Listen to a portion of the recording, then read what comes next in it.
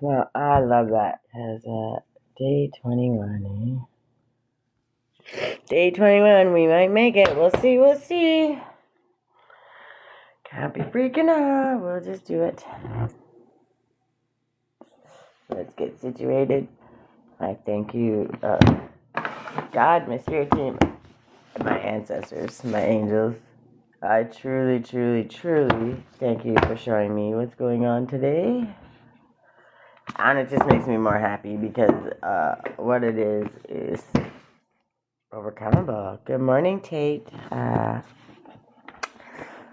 hope you're having a wonderful day. I am definitely having a wonderful day now.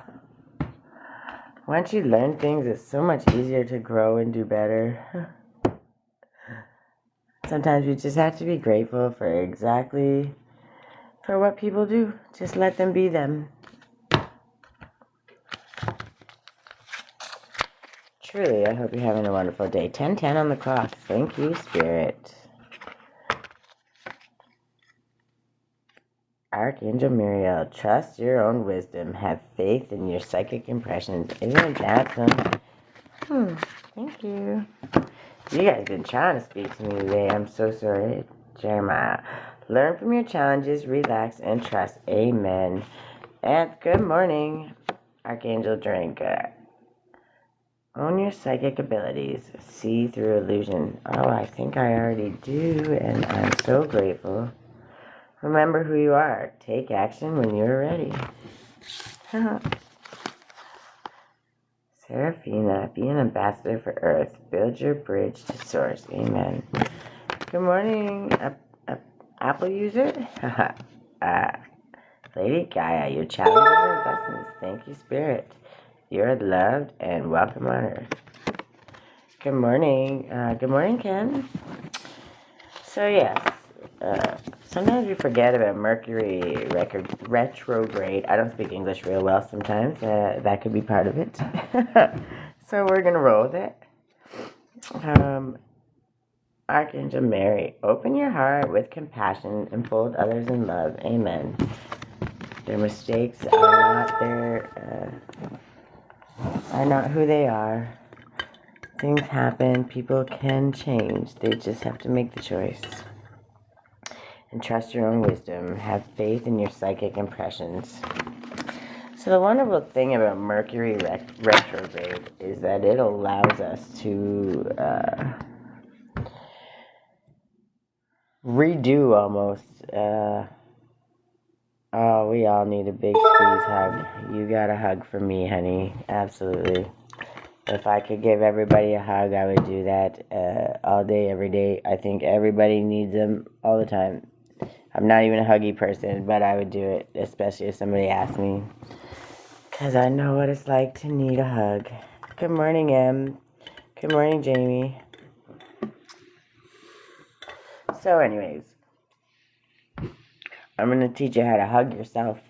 Okay, thank you, Spirit. And that's kind of what we're doing here. And I know it's kind of funny, but it's not, because it's so easy to throw. I look 20. Oh, you can butter me up any day, honey. I wish I was that. I wish I was. No, I don't. No, I don't. I wish I was that with this much experience and knowledge. Then maybe. Then I'd take 20. But definitely not 20. Double that and add some tax and thanks, Spirit. Thanks a lot. One thing I've learned is you can let the world beat you down. You can take all of the crap. Well, don't say that.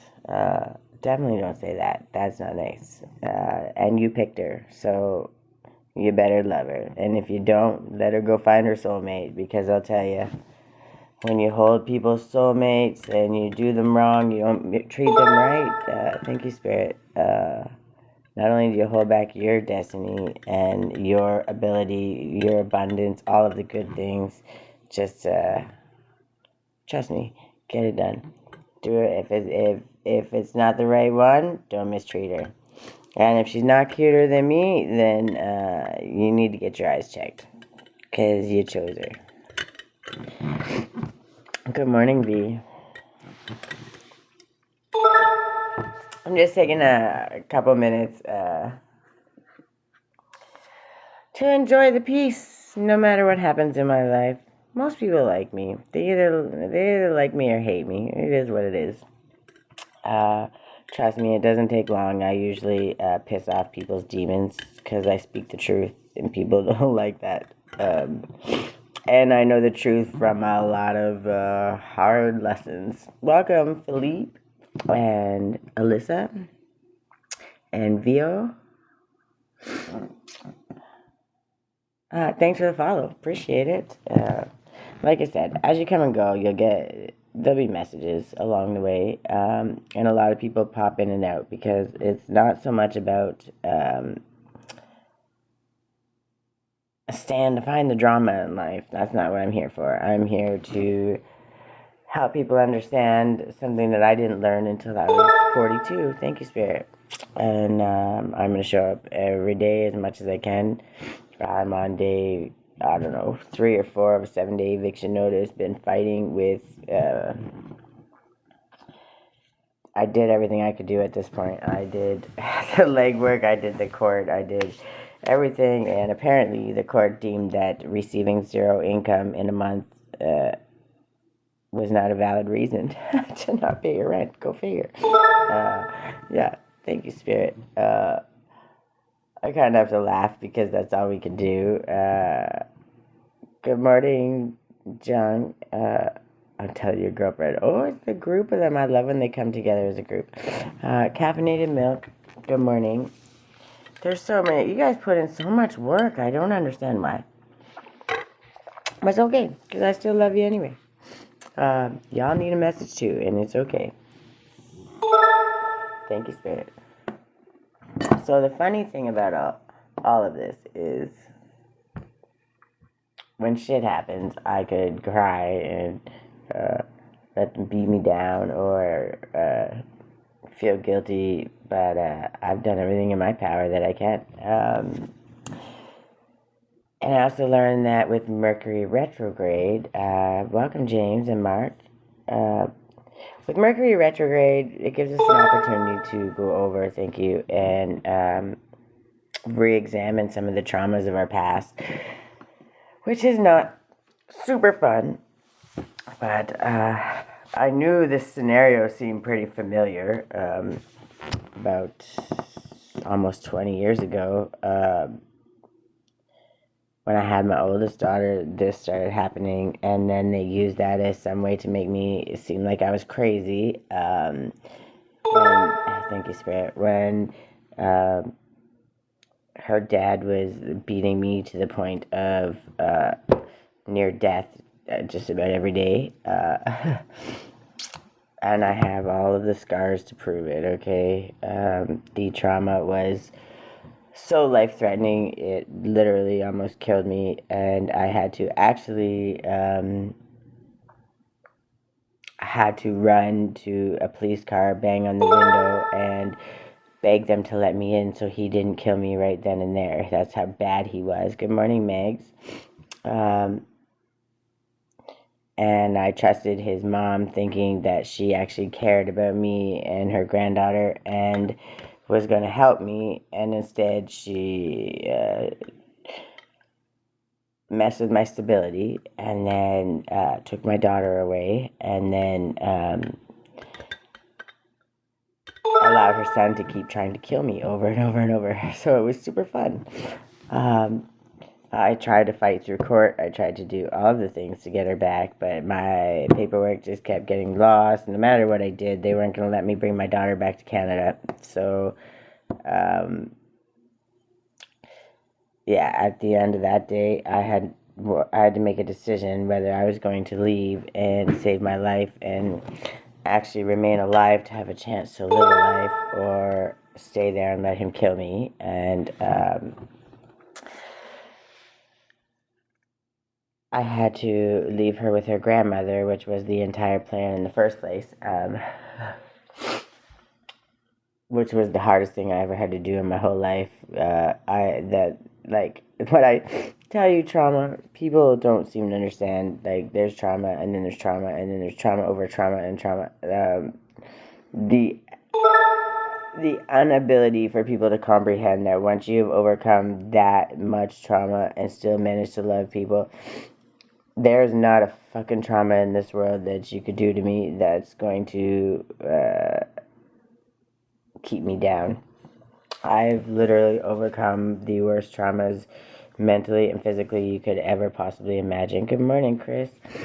And I'm not saying it as a pity me or anything, but the reason I'm saying it is because they affected my stability, my mental stability. Good morning, Marnie Lynn. So what this is a 20-year cycle. Literally a 20-year cycle. And it might even be a little longer than that, 25-year cycle. No, not quite 25. It would be 2021. The reason I say that is because I escaped with barely my life. When I tell you that's how deranged he was with me, the sheer violence and incomprehensible trauma I had to overcome, the mental oppression was just disastrous. And then I had to leave to save my life, and I had to leave my daughter and trust that her grandmother was going to take care of her. Bald Eagle and Justin, good morning. And I overcame that trauma, and I barely did. Like, if there was anything that could have broke me, that was the one and only chance that would have ever completely broke me. And it took me a couple years and many, many days of standing in the mirror with affirmations, getting myself to a point where I could look at another human being again, let alone give a shit. And I thought about it, and this Mercury retrograde is bringing back something. Then when I had Grace, who, after you've had to leave your kid and tried so hard to be that person, well, you call every Wednesday, we'll allow you, blah, blah, blah, and you do all the work, and you beg, which is why I fight for men that are trying, and really that are trying, because I understand how desperately how defeating it is to just want to be a part of your child's life, okay?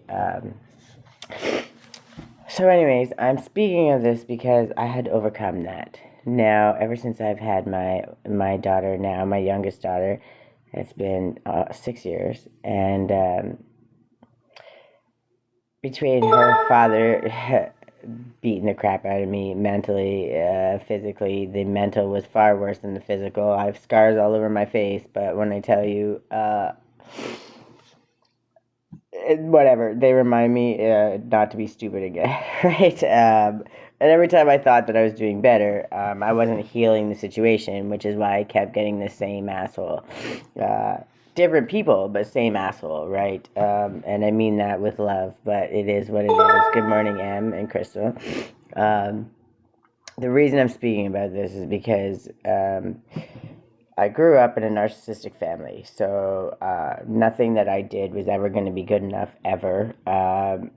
Loving myself was not okay. It was never going to be okay. I was allowed to be good at something as long as I never got anywhere level or above. I had to be always lower, where they could stomp me down or claim that they saved my life, and the whole, like, it's a disgusting cycle. And I'm speaking on this because part of this cycle was, this is a very long cycle, and I'm just realizing it now. Mercury retrograde kind of really, I had to really think about it, and it took a lot. It took a lot because it was a deep, deep, deep trauma. But I'm speaking on it now because as you start to do self-care, these little face masks and the things that I'm doing, thank you, Spirit, I'm so sorry that you have to go through any of that. Like, it's literally heartbreaking. It truly. Good morning, Kendall. I miss you too. I'm speaking on it because her dad went to jail for abusing me. And ever since then, my stability would be fucked with. And that was That's how I know that it wasn't just him or whatever. He worked with my family, whatever. Like it's a long, deep, fucked up thing, and it's really disgusting. And it's sad to even have to wrap your head around the fact that that many people would work together to fucking hate somebody or to fuck with somebody's head. It's absolutely appalling, truly. But what I've been dealing with right now in this moment is, thank you, Spirit. I'm learning the cycle. So I broke the cycle of the narcissist, okay? I did that when I walked away, when I went to the shelter. I recognized exactly what it was, and I walked away. But in walking away, the only thing that I had been trying to create since I had my daughter was stability, because I didn't want to risk losing my daughter because of what the traumas they did to me with my oldest daughter. That trauma damn near killed me, and I mean damn near killed me. Good morning, Uplift. And I'm speaking on it because part of my self-care is going inward, and it traumatized the shit out of me. Well, when I didn't understand how many people would actually work together, how people would even know each other. That was the thing that fucked me up for a long time. How do these people know, right? Like, you can't look at me and be like, oh, I know she went through that. So, and the way I treat people certainly wouldn't know that, because I treat everybody like they're brand new every time I meet them, and I treat them with the same respect. I don't care who you are. So it took me a minute, okay? But me losing my place to live right now, I'm literally, if I make it to the 11th before they come with the bailiff and kick us out, because a $1 million a month organization that makes their name on donations and government funding for, I forget what they call it, subsidy or whatever. Good morning, CT. Because they make the decision to bully me, by the way, over, they said $1,700, but they have a security deposit of half a month's rent, so technically it would be $800.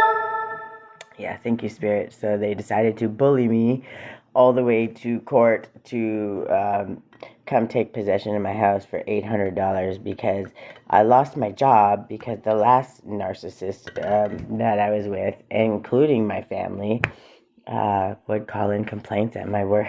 They would do all kinds of messed up shit that I was unaware of for a long time. They would, what do you call that, hack my phone, which is probably still hacked, so who knows, maybe they're watching me. Hi, in case you are. My emails would go missing, important emails. Not the spam, just the important stuff.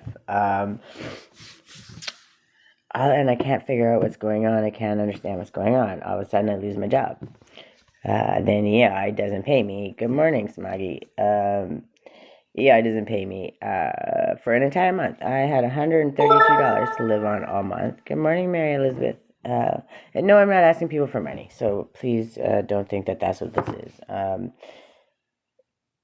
Eventually money will come, and God's not gonna let me fall. I don't give a shit, period. I'm so far past any of that stuff. What I'm about right now is speaking my truth, and I speak my truth with no shame, with no humiliation, with no fear, because I'm sick and tired of people trying to use shame, fear, and intimidation for me to shut my mouth when I haven't done anything wrong. Good morning, Sainty. So when I say what I say, I have no reason to lie, and I will tell you the damn truth. My accountability, everybody's accountability. Good morning, Tiff. So anyways, I lost my job. EI didn't pay me anything but $132 for an entire month. I reached out to many resources. I haven't done anything to deserve it. I didn't do anything to deserve losing my job, but asked why they thought it was okay to humiliate and yell at me in front of, a whole group of people. And then I asked them why. I was like, me standing up for myself, speaking the truth, am I in any way being demeaning? aggressive or cruel or any of those things. No, not at all. Okay, so then what's the problem? And then an hour later, they walked me out and fired me. So me standing up for my personal rights was not acceptable, apparently. Angel, good morning, and Michael, welcome, and Stan. The reason I'm speaking on these things is because part of Mercury retrograde is when we we have the opportunity to take these old triggers and these old traumas that are truly painful. Like, I'm not talking something that's just simple. It's deeply, deeply, deeply painful. We have the opportunity to learn and do better, and also forgive ourselves, because now we know how to do better and we didn't at the time. And it all started with me really making it a point to do self-love and the self-care. And if I hadn't have done that, thank you, Spirit, I probably wouldn't have had the strength, the confidence, and the true ability to look deep and understand what this moment was. So the fact that I have, I don't know, I want to look, Friday, Saturday, Sunday, so what, 4 days, 5 days maximum to stay here with zero income, not $1 to my name. It's coming, it is coming, so I'm not, like, is it going to come before they come with the sheriff? Who knows? The point is, I have nowhere to go, but I do. I've decided I'm going to get an Airbnb or I'll rent a motel. It doesn't matter what I do. I'm stepping out of the game. The whole narcissist game, and part of this thing that I've been dealing with is you have a choice between this choice or this choice, and either choice is a shitty choice. And thank you, Spirit. And neither choice you get to win. Okay, you never have a good outcome. You have another place for them to shit all over you, insult you, tell you all of the things you fucked up, instead of working with you to help empower you to overcome these situations. But that's the narcissist way, and I understand that when I tell you I can smell narcissists coming at this point. Good morning, Wolfman in Georgia. I don't know if I said good morning already, sorry, but I've learned the hard way. Oh, I just saw an orb. Where'd you go? My spirit team's with me. Truly they are. And I know that because they've been with me strong this last week, because I've been going through some shit. The fear of worrying about my daughter, worrying if we're okay. Good morning, Annette and XK. The only thing I give a shit in the whole world about is my daughter. And, well, my children. I've had to learn to separate myself, because watching them grow up when I begged and begged and begged to be a part of their life, it was truly traumatizing, especially when I didn't do anything to deserve it. Good morning, Annette and Tigress and Natasha. And the reason I'm saying this, please, I don't want you to think you need to feel bad for me or anything. I'm speaking on this because when I started self-love and doing these things for myself, I gave myself the strength and the permission to dig deep, to bring these up 10:33 on the clock. I live my life right now guided by my spirit team, by my angel team, by God. Angel numbers and synchronicities are a big thing for me, because I live my life through the leap of faith, okay? And I have gone through the last 2 years the most amounts of instability and things because of abuse and the narcissists in my life. And I finally understood that I wasn't the one fucking up my stability. Like, yes, I allowed them to do it because I didn't know, right? I didn't know. Thank you, Spirit. But part of the game, and that game was they do things to fuck up your security, really, truly fuck up your security. So you have nothing left to do but crawl back to them.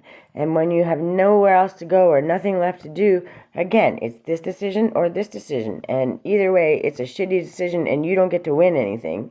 Okay? And I couldn't figure out why the cycle kept coming back.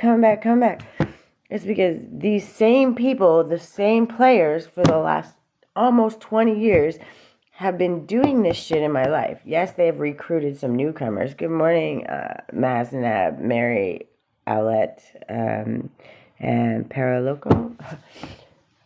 So I'm speaking on this because right now, just me acknowledging it and bringing awareness to it, not only breaks the cycle in my brain, it breaks the cycle for them because whatever I do, wherever I go with my daughter, I don't give a shit about losing a table or a bed or a lamp or a dresser. Okay, I can go rent a motel for a month and while I find the place that's going to respect us and love us. And eventually I'll buy a place. And when my abundance comes in, you can bet your ass I'm going to have a nice place.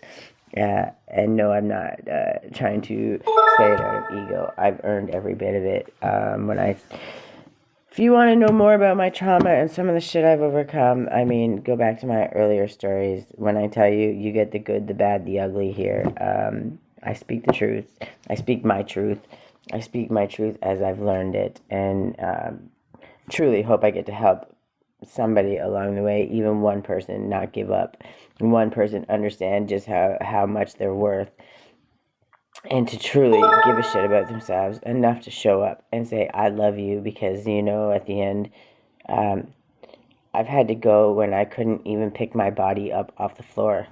I had to, when I wanted to die every single day, I had to lie to myself in the mirror and tell myself that I loved myself and I was worth something, even though everybody in my entire life that was ever supposed to give a shit about me betrayed me or traumatized me in some way, shape, or form. Literally every single person. Thank you, Spirit. That's a long list of people, just so you know. Am I gonna let that take me down? No, because I know I deserve better. And it took a long, long, long, long time to even acknowledge that.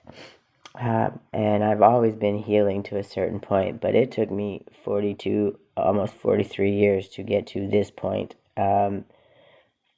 And yes, we're always healing, we're always evolving, but I could never understand why I couldn't get past that level. There was some, there's always that barrier. Like, what am I missing? Why can't I get over it?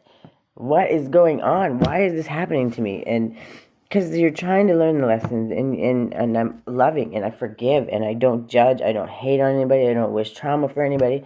I don't return to sender when you send all that voodoo hoodoo shit my way. And I say it like that because if you don't know what you're doing, you shouldn't be doing that anyway.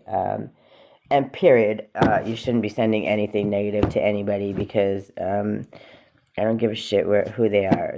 We're all at different stages in our journey, and if we're going purposely to inflict pain on somebody or returning to sender, you hurt me, so I'm going to hurt you. That return to sender. This is my belief, okay? And I'm sorry if it doesn't align with somebody else's, but I believe we transmute it, right? And that's the thank you, Spirit. Our job is to transmute it and make it for our best good. Good morning, Nerdy Girl and Abby.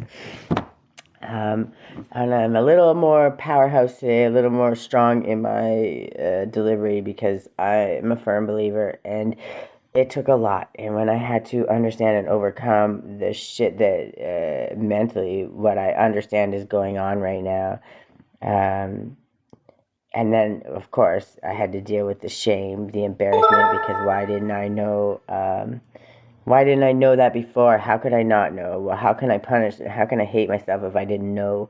And how could I know? Because I never got to sit with myself. I never got to see that there is a different perspective. Because I was so clouded in shame and judgment, and I wasn't able to speak my truth. Garashi, welcome. So the reason I'm speaking on this is because the people that thought that they were going to break me over making me lose a place or bullying me out of a home or security and stability don't understand that my home is where my heart is.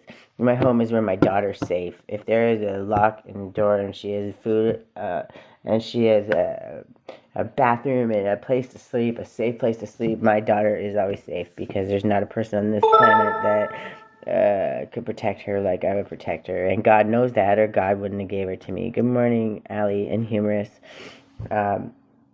And if there's one thing I'll go to prison for, I will gladly do it for that little girl. You best trust yourself when I tell you.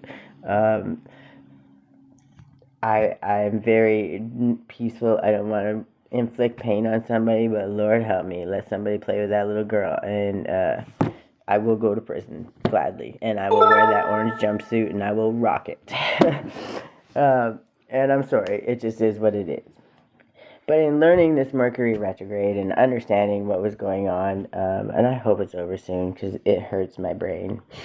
But this is a cycle, like a 21-year cycle that's been going on because, and yes, each time I did learn a lesson and each time I did overcome it, maybe I didn't overcome it in the best way, but yeah, that's right, and that's how we learn and that's how we do better.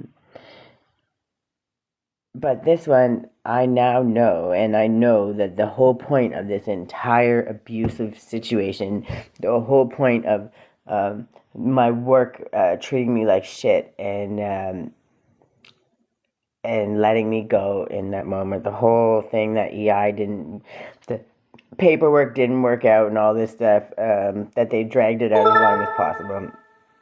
Good morning, they all want to be, all of those things, compiled because it was all of the factors that piled against me. Like literally, if I have to walk out of here with my 4 suitcases, I'm walking out of them and I don't give a shit. Everything that we will need will go in those 4 suitcases and we'll start over. I've started from nothing, less than nothing, my whole life. Like I can tell you probably 25 times. And every time, because the only thing they wanted to do was keep me coming back. And as long as I kept coming back, where they could keep mistreating me and telling me how worthless I was and you could be okay. We want you to succeed. As long as you only succeed to here, because we still have to be this far ahead of you so we can shit all over you and tell you everything you fucked up your whole life and why you're a piece of shit, basically. And that's how my whole life was. Well, now I'm like learning and understanding. Mercury retrograde brought all this up. And again, I had the choice between this option and this option. And it was like, try to pay them and not have enough, and then they throw me out on the streets because that's what they're going to do. They said, even if I pay them, they're throwing me out. So why would I pay them? Like, sue me. Sorry. I'm going to give you all my money, and then you're going to throw me out on the streets in the middle of winter with my 6-year-old. Do I look that stupid? So, but really, they thought that was going to be an acceptable answer, and I was going to say, oh, okay, let's do that. So it was that choice, or just be homeless, one or the other. So those were my 2 choices, and either choice was not going to end well for me. So I decided to say, no thank you, I don't want to play this game anymore, and I stepped out. I walked out. Good morning. I stepped out and I walked out, and when we leave, we're going to leave and we're going to be completely happy. And at the end of this day, no matter what happens, the end of this week, I should say, no matter what happens, we learned a huge lesson. We stay here, we play their game, we stay here, we play their game, or we step out and we play our own game, and we enjoy our life and we be quite happy. Welcome, Dream. So anyways, the reason I'm speaking on this is I wouldn't have had the... You're very kind, thank you. Foot, or is that a boot? I don't know. I think it's a foot. We're going to roll with it. Welcome. So anyways, the reason I'm speaking on it like I am is clearly just to make you understand that if I hadn't have taken that time and put that time into myself and done the self-care and the meditation and the thought and the shadow work, the gross, yucky, yes, spirit, I know, the gross, yucky, disgusting shadow work, the absolutely empowering, healing gross, disgusting, yucky work, I would have not got to this point. And it's so, so important that at the end of the day, we realize that these small little things matter. And that's why, sorry, I'm trying to find what I put. So they took my money, they took all of the things that they could possibly take from me, but as long as there's still groceries in my house, I had the ability to make a face mask for myself. So for 10 or 15 minutes a day, I can put it on my face. It doesn't hurt my skin. And I can pretend I'm at a spa somewhere, or laying on the beach with an umbrella drink. I made lotion for myself. I like to make things. That is kind of, good morning, Navi. I like to make things. They tried to make it so I couldn't afford a Christmas tree. So my daughter and I made a Christmas tree and we put it up on the wall. And it was a way to save money, but it was a way to get us together, working together. I took garbage and made coasters because it was going to go in the recycle bin anyway, so I had to be a little artistic and create something that I literally use every single day, right? It's something that I'm proud of because we got to do it together and we had great fun. And I like to make things, right? So it's not always about spoiling ourselves. It's just about taking welcome 1 p.m., I think. 1 p.m. maybe? Leilani? Sorry if I mispronounce your name. Respectfully, if you tell me, I will do my best to fix it. But yeah, so it's about, I made these little face masks and you can put it on every day and it doesn't hurt you. I made the lotion for my face. I make my own teas. I like to make things, so that's kind of what I do to clear my mind, to love myself, to take my mind out of the rat race and allow myself to feel love and to understand that I love me and to spark my creativity, whether it's a painting or there's not just one thing. The thing that I kind of been doing for the 21 days has been the face mask. And the reason is this one, you can put it on every single day and it's not going to mess with your skin. It's not going to hurt you. Unless you're allergic to turmeric or honey, then that's a whole nother thing. I'm not promoting you using something that's going to make you sick. Welcome Blink and Coco. So yeah, I come on here and I put on my little face mask. And while I'm sitting there with it on, I talk about some of the things that I'm going through or answer questions. Sometimes I'll pull cards depending on who comes in. If they ask questions, I don't mind. But I really like to pull my gratitude cards and my self-love cards and all of the ones that give us little ideas that can help us just give a shit about ourselves again, because people make it so easy to let us fall to the wayside, and then we make it so much easier for them to do that. We forget what we're worth. Maybe not everybody, but a lot of people that would resonate with me will have done that, and I'm pretty sure there's a lot of them out there because I've been through some shit. I know I'm not saying you have to we're not going to compete who's been through what, because nobody should have to go through anything traumatic, and unfortunately, sometimes that's how we learn our strongest lessons, and that's also how we become the most compassionate, loving people on the planet. Thank you, Spirit.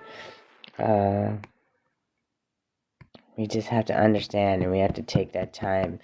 But we can't love other people on an empty cup, and we can't keep running ourselves to empty without filling our own cup. Good morning, Sarah. So I come on here and I talk a lot. That's what I'm on here for. But in doing that, really, truly, I'm just trying to hope that people will start focusing on themselves a little bit more, especially the people that resonate with me, because when we take that moment to focus on ourselves, we don't give people the power to do the things that they've been doing to us, right? We take that power back. And when we take that power back, we also create boundaries that say, no, I love me, and I'm not going to let you mistreat me anymore, and I'm not going to let you do this. I love me, and I'm going to do what it takes to maintain my peace. Good morning, Anthony. So, yes, we're painting on the face, and it's day 16, I believe, not day 15, so that was kind of exciting. I was like, oh, I missed a day somewhere, but it's just probably retrograde, and I've been going through some shit, so, the more shit I have to go through, it gets harder and harder to remember the day. Aw, thank you, that's sweet. Yeah, so, how are you feeling? Are you feeling better? I forgot to message you with the tea, but it's really simple to do. If you have ginger, put it on my face mask. You don't ever come in when I'm putting on my face mask? Or do you just not come in till after? So this is part of the self-love. This is what I do this has been 15 or 16 days now. It's a honey turmeric. It doesn't hurt your skin. And the whole reason I got it and I made this one is because you can make it at home. I don't even know how to get notified. I don't know shit about any of that. I just go live. I post a video now because they told me I should do that, just to let people know. But people pop in and out. Nobody really comes and stays the whole live, so I'm not too worried. The messages that I give, people pop in and out and they get them as they need them. They come back in, see what I'm doing, because right now, Spirit isn't wanting me on trying to go viral or do no crazy shit. All Spirit's trying to do is, one, have me speak my truth. Two, show my commitment that I'm going to come on and do this, whether I have 1 million viewers or 1 viewer. Because this is what matters to me, because I've learned the hard way how important it is. Okay, and yeah, well, you gotta let me know, maybe message me beforehand or something. I should just give you my phone number so you can text me. Because it's not that I don't want to support you. I've just been truly going through some shit. And trying to figure shit out. Once I get out of here and I get settled for wherever the fuck we're going, I don't know yet. Once I get that situation, I will make it a point to come in and spend that time to support you and absolutely share all your stuff. It's just, I know you did, and I just had a lot going on. Dude, I'm about to be homeless in 3 days with still not 1 penny to my name because, yeah, I fucked up and whatever. And this big $1 million a month organization that makes all their money off subsidy and gives nothing back to the community decided, empowering low-income families, decided it would be more fun for a half a month's rent, because they already have a half a month security. Instead of working with me like adults, they thought it would be a great idea to, bully me. So they're going to come with the sheriff here in a couple days and kick me out. So I got 4 suitcases, and I've been trying to pack them and process this and find income and all of these things in the process. So when I tell you, it's not because I don't want to support you. Absolutely it's not. It's just because I kind of got a lot of shit. My family's the reason all this shit happened, dude. Narcissistic people, all they want to do is ruin your life so you can come crawling back. That's the whole point of this self-care thing. Because if you keep having to crawl back to them, then they keep mistreating you and you'll be in the same cycle and you'll never get out of it. I'm breaking out of this, and let me tell you, I'm breaking this with or without people. I'm not going to let people... I've dealt with it too my whole life. And I'm just learning that I'm getting out of a 21-year cycle. 21-year cycle. This is what's happening right now, because we're in Mercury retrograde. So the only thing they had left to attack that they thought would take me out was taking my stability, because it's the only thing I've wanted, because I have a daughter This goes back 21 years when they took my daughter from me because because I was a neglectful mother, because I let their dad beat me when I cried and begged for help. I went to safe space. I went everywhere. Every scar I have on my face, pretty much, well, except the latest ones, came from her dad. He was so absolutely destructive and abusive, like to the point of almost killing me. No, Grace is my youngest. I have a 21-year-old son. Yeah, he'll be almost 21 in March, and a 20-year-old, 19-year-old daughter. So yeah, that I didn't get to spend time with. That's what I'm saying. I had to overcome those situations because once you overcome a trauma that deep, and still learn to love people unconditionally, and still give and still give and still give, and all they can do is try to ruin your life. Literally, they've tried so many things to take me out, losing the job, all the things. The only thing, I've seen her pictures. I haven't got to meet them, no, but they're beautiful, and I love Lucy to death. Absolutely, and I wish her the best always. But they took my kids. They traumatized me with that, and then tried to shame me and humiliate me because I was a bad mother because I let him beat me. So by the time I would get out of the hospital with getting my face stitched up, he was already kicking my door in, kicking my face in again. But how I don't understand how I could be a bad parent when I begged for help, begged for safe space. But back then, I was young, and good morning, Liza. Back then, I was young, and I didn't know, and I didn't understand, and I was trying to save my daughter, and they kicked the shit out of me. Because I couldn't afford a lawyer. I was in the U.S. I had no protection whatsoever. That was probably the hardest thing I've ever had to overcome in my entire life, and it was the most traumatic. Still to this day, it was the most traumatic. Which is why when they think putting me in this situation, the shit that they've done to me, the fact that they're the only ones that could do it is the worst part. Is that now because of how and what happened, I know who was involved. It's like when you give yourself away by the situation, only very few people knew that it was even possible to do that. It's called a last resort. So what they're doing right here was their last attempt to break me, their last attempt to take everything that I had and shit all over me. And instead, what happened was they empowered me, and they made me realize that I don't give a shit. What I care about and what matters, thank you, Spirit, is my own self, my self-worth, my ability to show up, and my ability to always find a way and make a way, and understanding that as long as me and my daughter are together, and we have a warm place to sleep at night, and we can lock our door and keep the haters out, we're safe and we're good, and there's no shame in that, because at the end of the day, we're going to do what we need to do for us first and foremost. Good morning, Beast. And I'm speaking it because I don't want to see other people feel ashamed either for some situations they're going through, because one, I don't believe anybody should ever have to go through some shit like that. Welcome back, Anthony, and welcome, Shauna.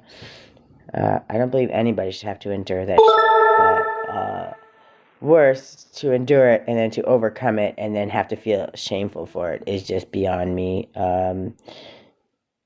You overcome some shit like that, first of all, from people actually attacking you and putting in effort to fuck your life up, and you manage to overcome that.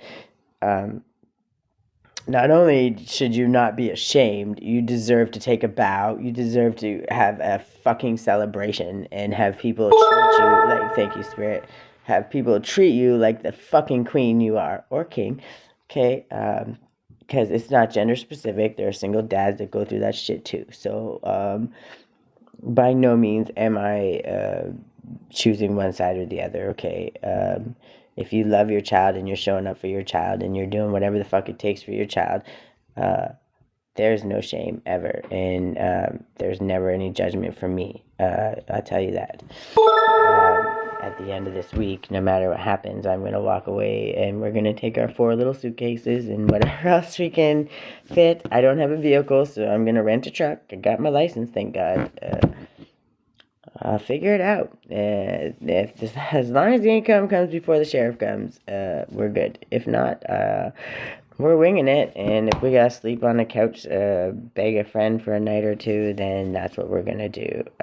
No, we don't have a lot of friends. We really don't have anybody. Don't have a stable foundation when it comes to friends or family. But the thing is that's not actually a new thing, because I never truly did. These are things that you would think that everybody should have. And actually, when I first moved here at the shelter and I had to go pick up my daughter, they were really upset with me.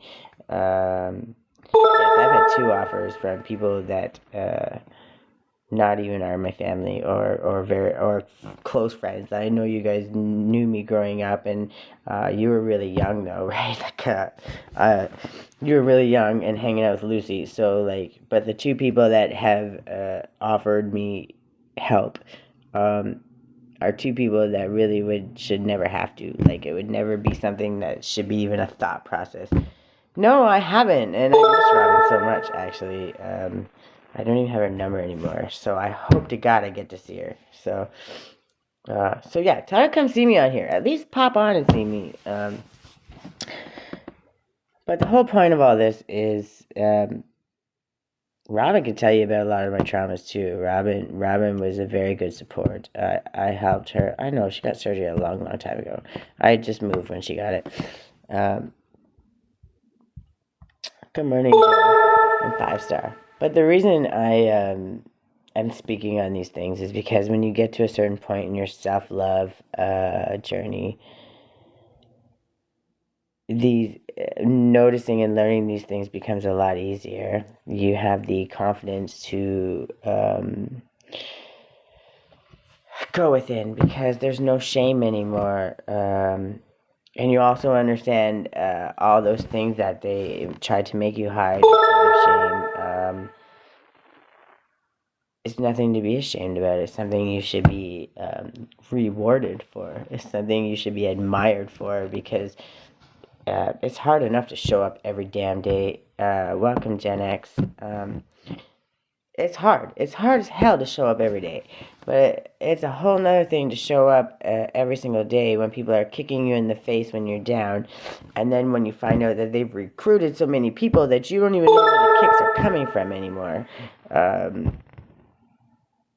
And they find a way to shame you for that. How do you do that? You can't, right? And that's why I'm speaking these truths. I'm saying it so that nobody gets the ability. You're not going to shame me, and you're not going to shut me up, and you're not going to get this dark corner where you can keep bullying me. It's not going to happen anymore, because I'm going to shine a light on every one of those fucking corners. So you have to stand accountable. I'm accountable. I've been accountable my whole life, even when I didn't want to be. And sometimes it would take months before I even understood what I was accountable for, or what I had to be accountable for. And part of that's with healing. We're doing some self-care, and part of self-care is learning the journey and learning the struggle. And we're talking about right now, because of Mercury retrograde, there was a 21-year cycle that I was going through. There was probably a couple of them, but that I'm about to break. But it's the whole narcissistic thing where they give you 2 choices, right? And you can choose this one or this one, but either way you lose. And then either one you choose, you're never going to make the right choice. So then they use it to beat you up mentally, tell you what a piece of shit you are, and they keep you on the trying to prove yourself for the rest of your life. That's a cycle, and every time I thought I overcame it, I would to a certain level, but I just could never understand the other layer, right? And that's where I'm at now, is I'm learning the other layer, and now that I know it, the part of the layer was the two choices, right? And what they're doing to me now, by losing my job, by bullying me, an absolute organization that makes its money getting donations and government funding on empowering low-income families, is literally booting me and my daughter out of the streets, like in 4 days, whatever, on or before the 11th. They're keeping all of my stuff because I have nowhere to go.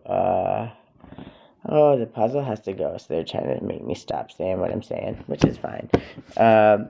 Anyways, they're trying to boot me out, and they're going to show up with the sheriff, and because I still don't have any income, it's not like I didn't want to pay them. It's like EI messed up. Everything that could have messed up.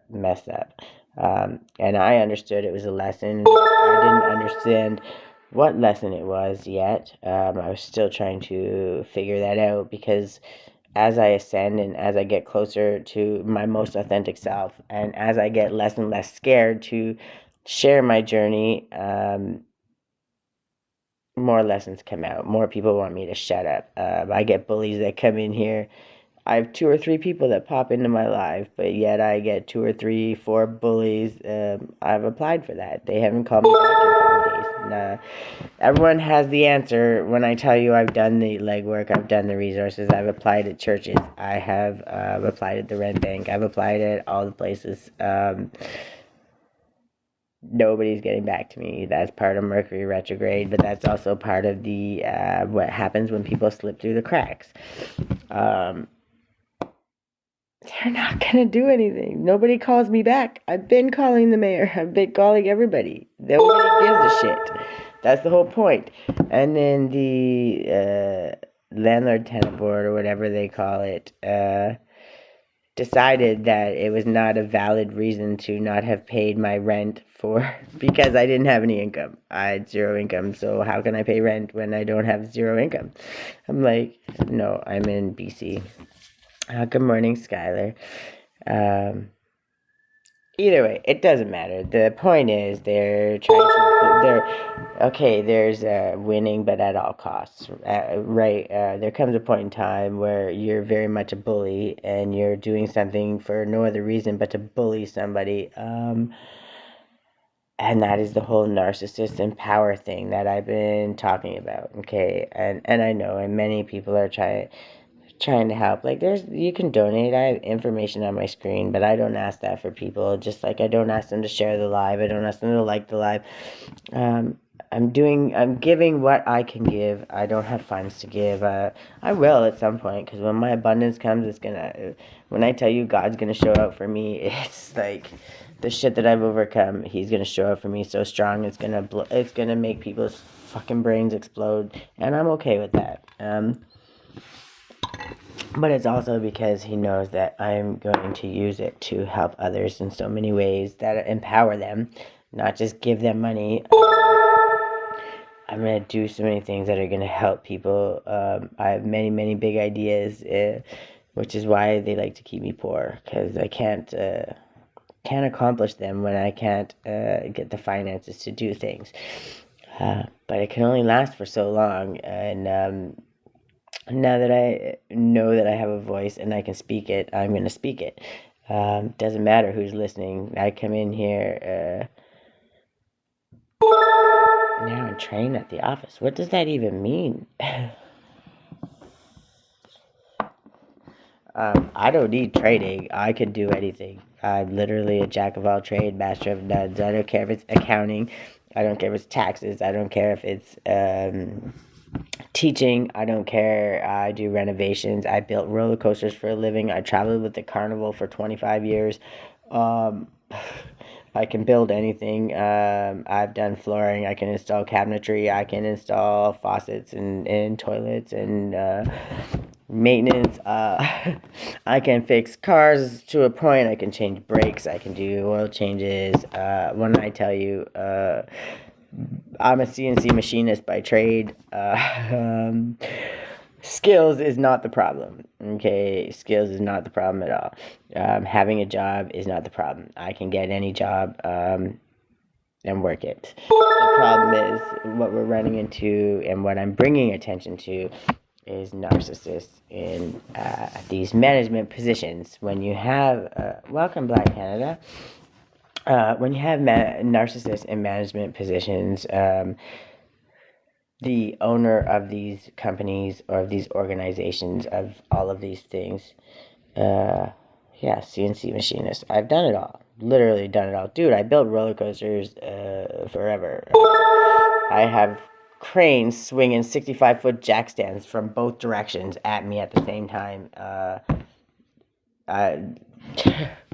Work, my abilities is never a question. If I haven't done it, I can do it. And if I don't know how to do it, I will figure it out in 10 minutes and we're good.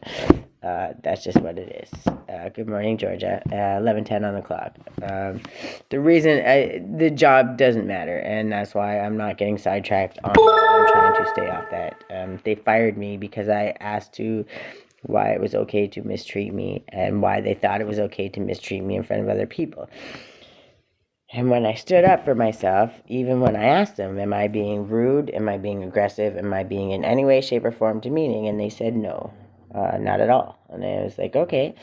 So I go back to work, and an hour later, they call me back and fire me because I'm not a good fit. Because I stood up for my human rights. You know, those things that they're supposed to treat you with anyway. And I stood up respectfully. I wasn't rude. I wasn't ignorant, which they verified to me before they went through all this. So this is what I'm trying to explain to you. Narcissists are narcissists. Do I think anybody's throwaway? No. Narcissists are really stuck point in their healing journey and they can't get past that. And until they let me go for they said there was no fault of my own, so I can't fight it. There's nothing I can do because there's a clause in all of their contracts, 11:11 on the clock. No, how? I already fought with Linamar when they did that to me. They wouldn't give me my promotion. They paid. I did all the schooling. I did all of the things. They kept promising me, and I kept training all these people right off the streets, and they were taking the promotion. So after 5 years, when they started asking about it, they started making implications, and then it was always men. The women never got it. No, I don't have rotten luck. I'm learning what people are, and I'm showing what narcissists are. When you have narcissists in a management position, in any management position, it's not rotten luck. It's people attacking you. It's people disliking.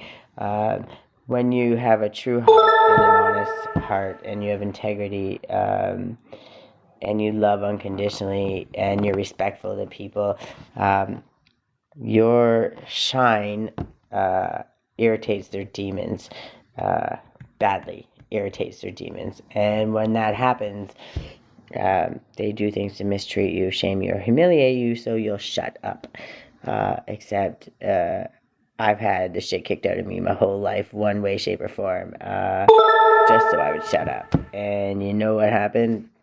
All it did is make me louder, because I'm sick and tired of people trying to shut me up when I'm speaking the truth, period. Welcome, user, number 702. I'm not going down the whole numbers, but anyways, part of the reason that I'm here is the self-care, the face mask. I don't care what it is, doing anything that sparks your creativity. Sidetracking me is not going to get me off my point. Anything that takes you out of your mindset and out of the rat race and out of the shit show that they're trying to cram down your throat and convince you that you must endure. When you do that, then you allow them the dark corner to keep bullying you. So I speak the truth because I'm breaking a huge cycle right now, and I didn't realize it. And right now, what I should be doing is crying. No, not what I should be. What they want me to be doing is crying on here and begging everybody to send me money and save my life and do all the things because Big Bully is, yes, they took my job. Yes, unemployment fucked up. Whatever. I still have $0 to my name. It's not like I don't want to pay somebody. It's because I have zero money. So how can I pay you, right? I haven't had any money in over a month. So, I'm not asking if her. All I asked them to do was work with me for like 6 weeks, so we could overcome the situation. My family are the narcissists. You're gonna have to go do my backup and catch up because I can't go back and explain myself all the time. I had to leave my family because they narcissistically abused me physically and mentally my whole life, which is why this cycle keeps continuing because. They worked very hard and brought other people into the group to work very hard at fucking with my stability. So as long as they kept doing that, then they could keep forcing me back because eventually, when there's nothing left and they take all my stability away, then I come crawling back, right? Because I need help. And then they can kick me while I'm down and tell me what a piece of shit I am and how I can never overcome that. That is the narcissistic way. And that is why I'm trying to bring attention to it because there's a lot of people that go through that. There are millions and millions and millions of people that go through it. And no, I'm not saying hate this narcissist, throw them away, whatever. Because we all get to a certain stage in our journey. What I am saying is God, the universe, my spirit team, not just mine, everybody's, is fed up. They're sick and tired of people being mistreated thank you, Spirit, the way we have been mistreated. And then creating shame. You know how many people that were meant to be healers that just gave up on life because the shit that they've piled on them and the shame where they didn't know how to stand up for themselves. Good morning, Mary Jane. And it's disgusting.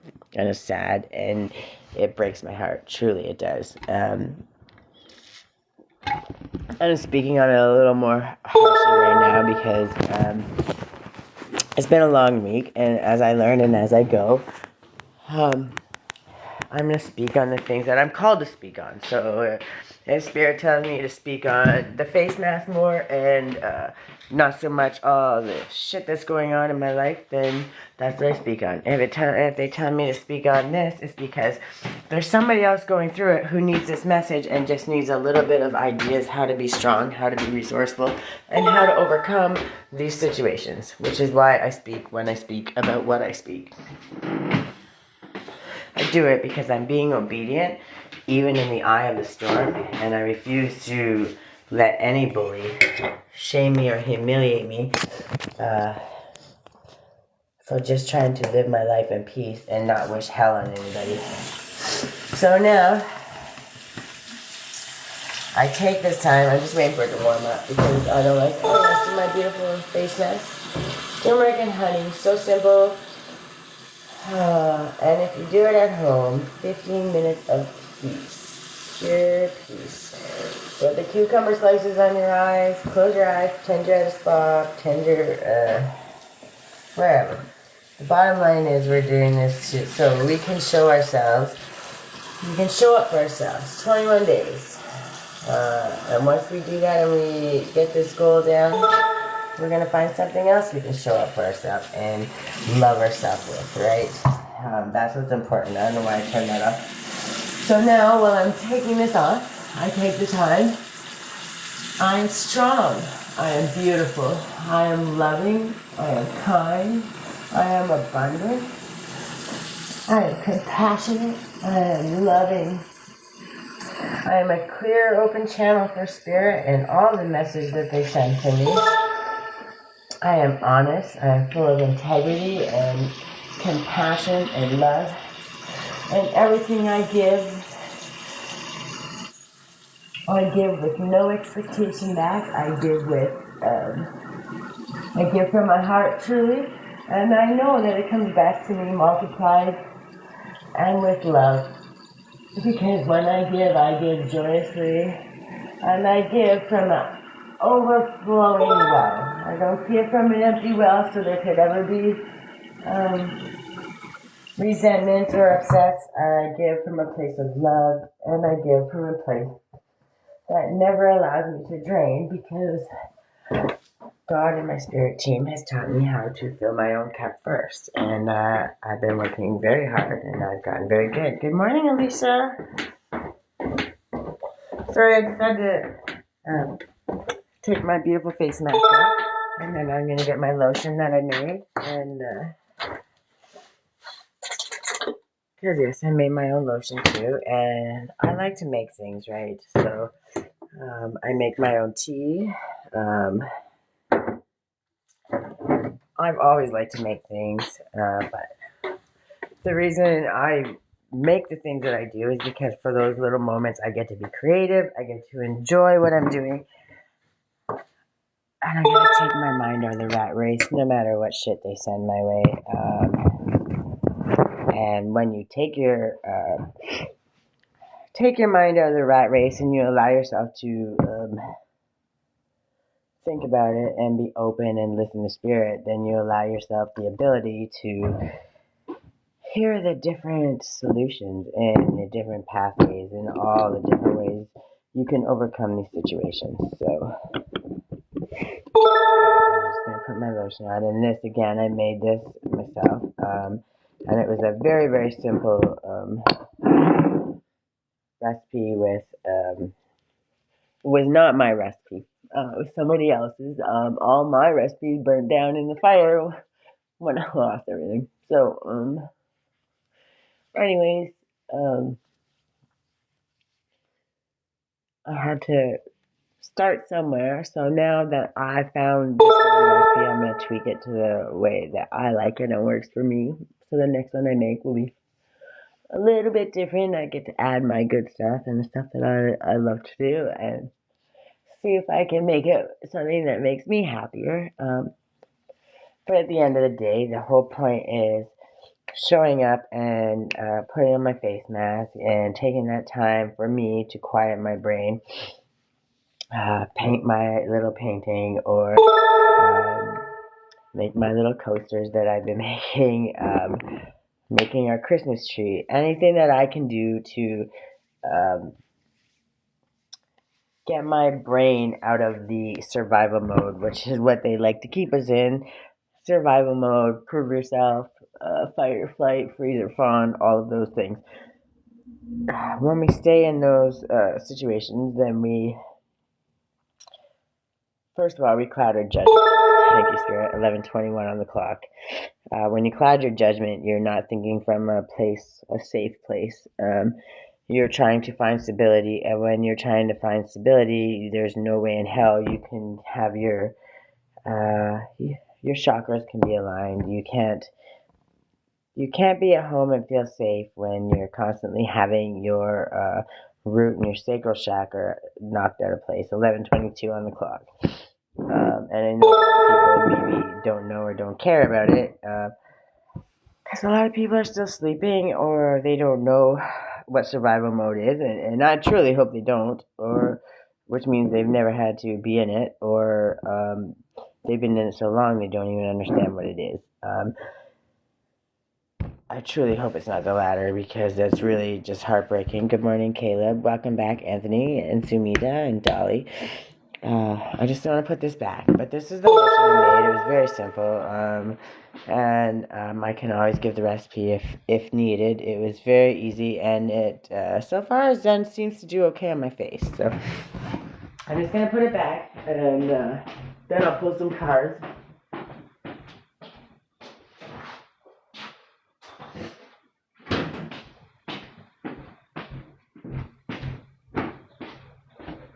Now, the reason I speak so firmly like I do when I speak about certain things is because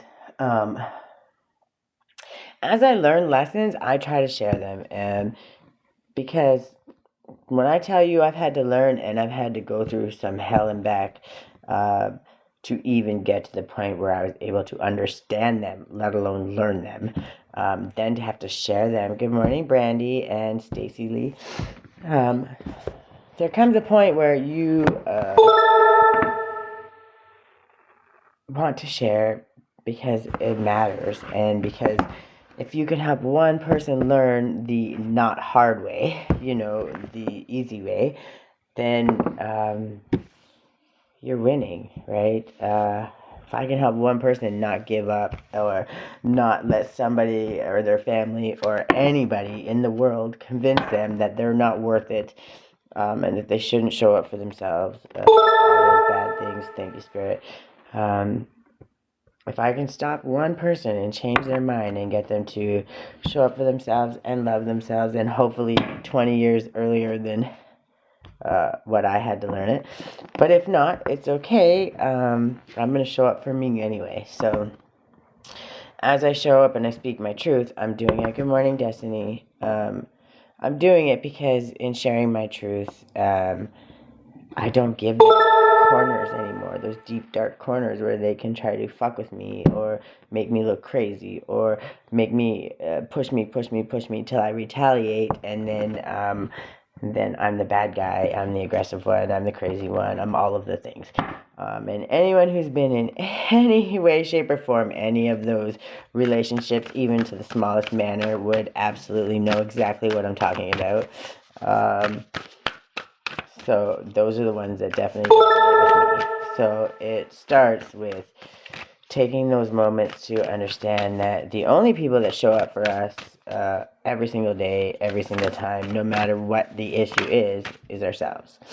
And if nobody else wants to celebrate you, then who else should, right? They don't want to celebrate you because you're allowing them to mistreat you, because you don't understand what that boundary is yet, because you haven't learned to love yourself. Thank you, Spirit. And it took me a long time to learn that. Pardon me.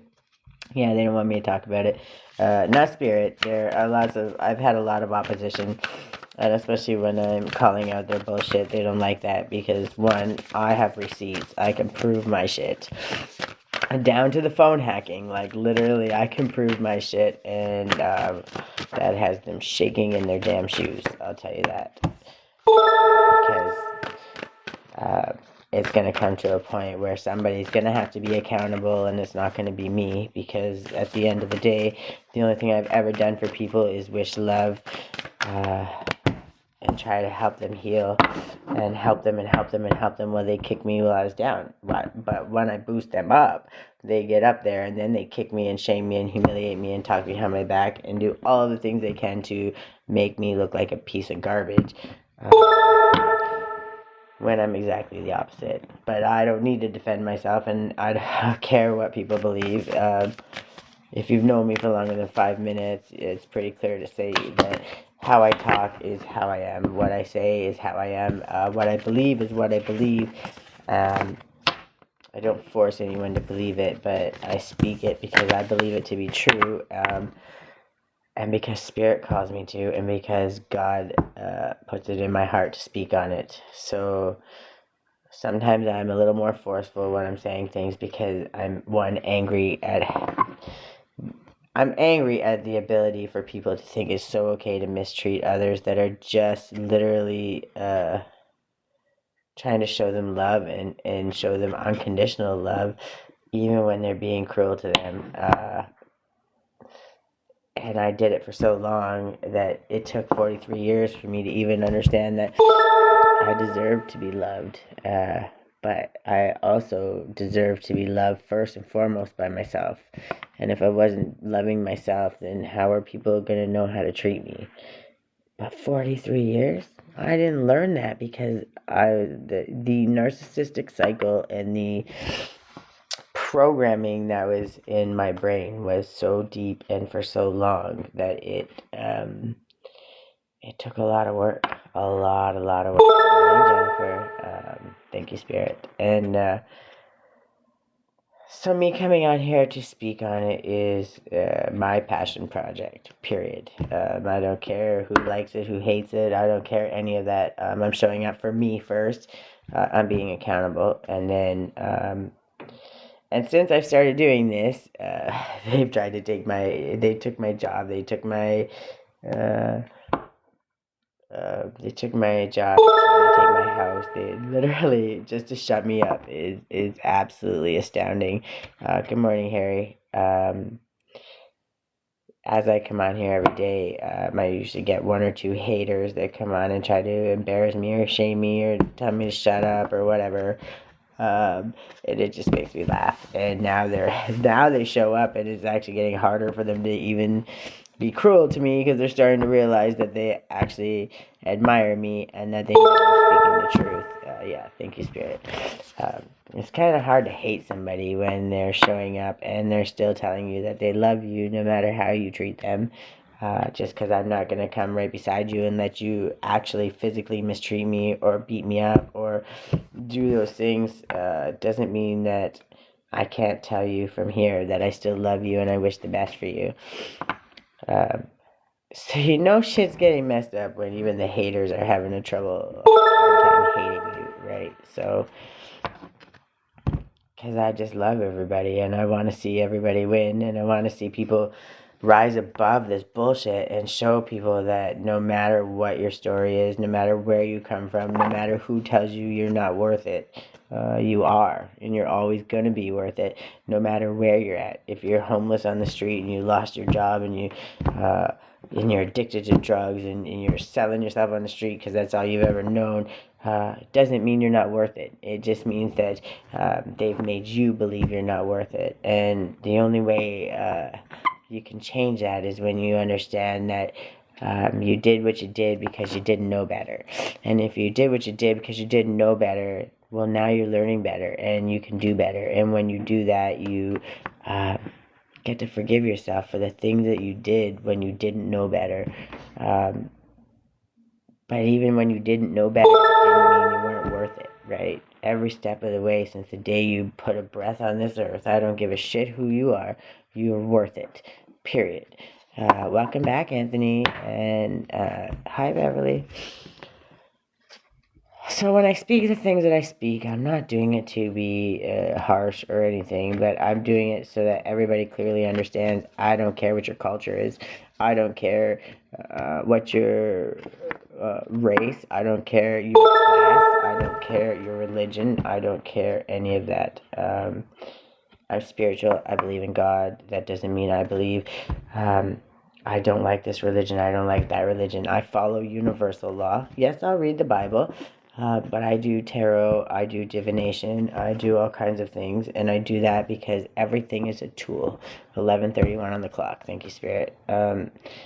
Everything is a tool. If it's man-made, it is not the be-all, end-all. It's fallible. Thank you.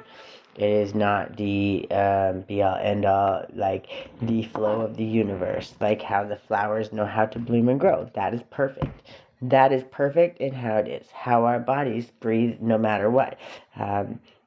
Stay going, right? All of the things. That is the perfect system and symmetry, and that is proof of the God gene. That is proof of God, in my opinion. And to each their own. But I say that because I don't care what religion you follow. I don't care any of that. Any of those stereotypes or boxes or limits is just a thing to separate us, okay, and cause some kind of disagreement, some kind of way to be a hierarchy where one is better than the other. And I will never believe that ever. All of these things are tools. And whatever it takes to get you to sit quiet with yourself and show up for yourself and love yourself, because that's what God wanted first and foremost. Because you can't love God. 11:33 on the clock. Thank you, Spirit. You can't love God. You can't love anything if you don't first love yourself. God loves you. God loves you no matter what you do. The universe loves you. Your spirit team loves you. Your ancestors love you. And when we come and we break chains and we break these cycles that, when I tell you, I've broken so many cycles in the last, well, my whole life, but the last probably 3 years, I've broken more cycles than I can even count. My ancestor team is literally cheering me on sometimes. There have been times when I can't even physically get up off the floor because I feel so broken. because I have to deal with all of the shit, and I take on all the shit that they couldn't heal, and then I'm trying to overcome the shit that my family chooses not to heal. Thank you, Spirit. And I still heal it, and I still do the work, and I still show up, and I still love them, and I still forgive them for what they choose not to do or what they don't care to know. I forgive them for wanting to be in victim mode. Like, it is a thing, and I forgive everybody that's ever hurt me, even to the depths of my soul, and I have been hurt a lot. Pretty much anybody and everybody in my life that's ever made a statement or even attempted to say that they really care for me in any way, shape, or form has betrayed me or traumatized me.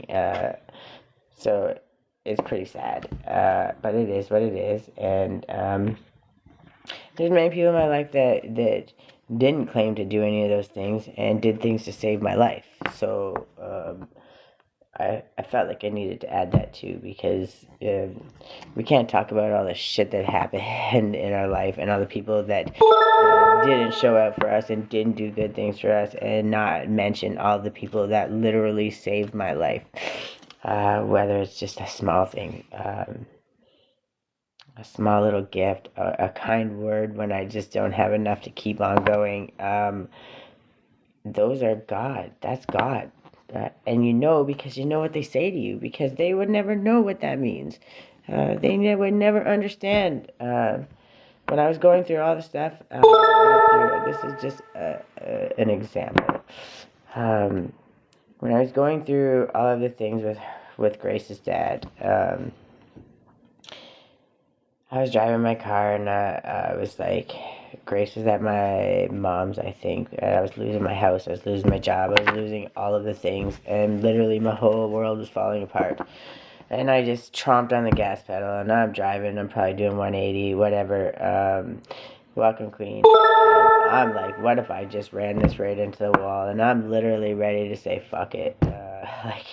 I think it was 37 or 38 at the time, which doesn't seem so long ago, but the truth of the matter is I had enough. I couldn't understand why all these people mistreated me like that, when and why I had to always prove myself when all I was doing was just trying to love people and even not even bother them, just be left alone, you know. It was all of it was piling down, and I couldn't figure out what the fuck. So anyways, there's a van in front of me, and I'm gassing it, and I'm not letting off, and I don't give a fuck, and as I get closer to this van, in big bold letters, their quote or their motto is, "What about Grace?" Like, what are the odds of all of the damn things? It was a heating company or something, but that was that was their motto. But that was my daughter, and I was literally in a moment where I could have given it all up. Like, for good, gave it up. And the only thing that could have ever possibly broke me out of something like that was one fucking thing that I love in this whole world more than anything. Yeah, you can't, no matter what, they want you to live and be happy, honey. Don't you ever think about that. We all think about that. And don't be ashamed either. Don't ever be ashamed. But when I tell you, God spoke to me that moment. Sometimes it was music. Sometimes it was, they speak to me, and they speak to me through synchronicities. All those dings when you hear me speaking, it's because God, my spirit team, my ancestors, they are confirming my message, because I am absolutely speaking the truth.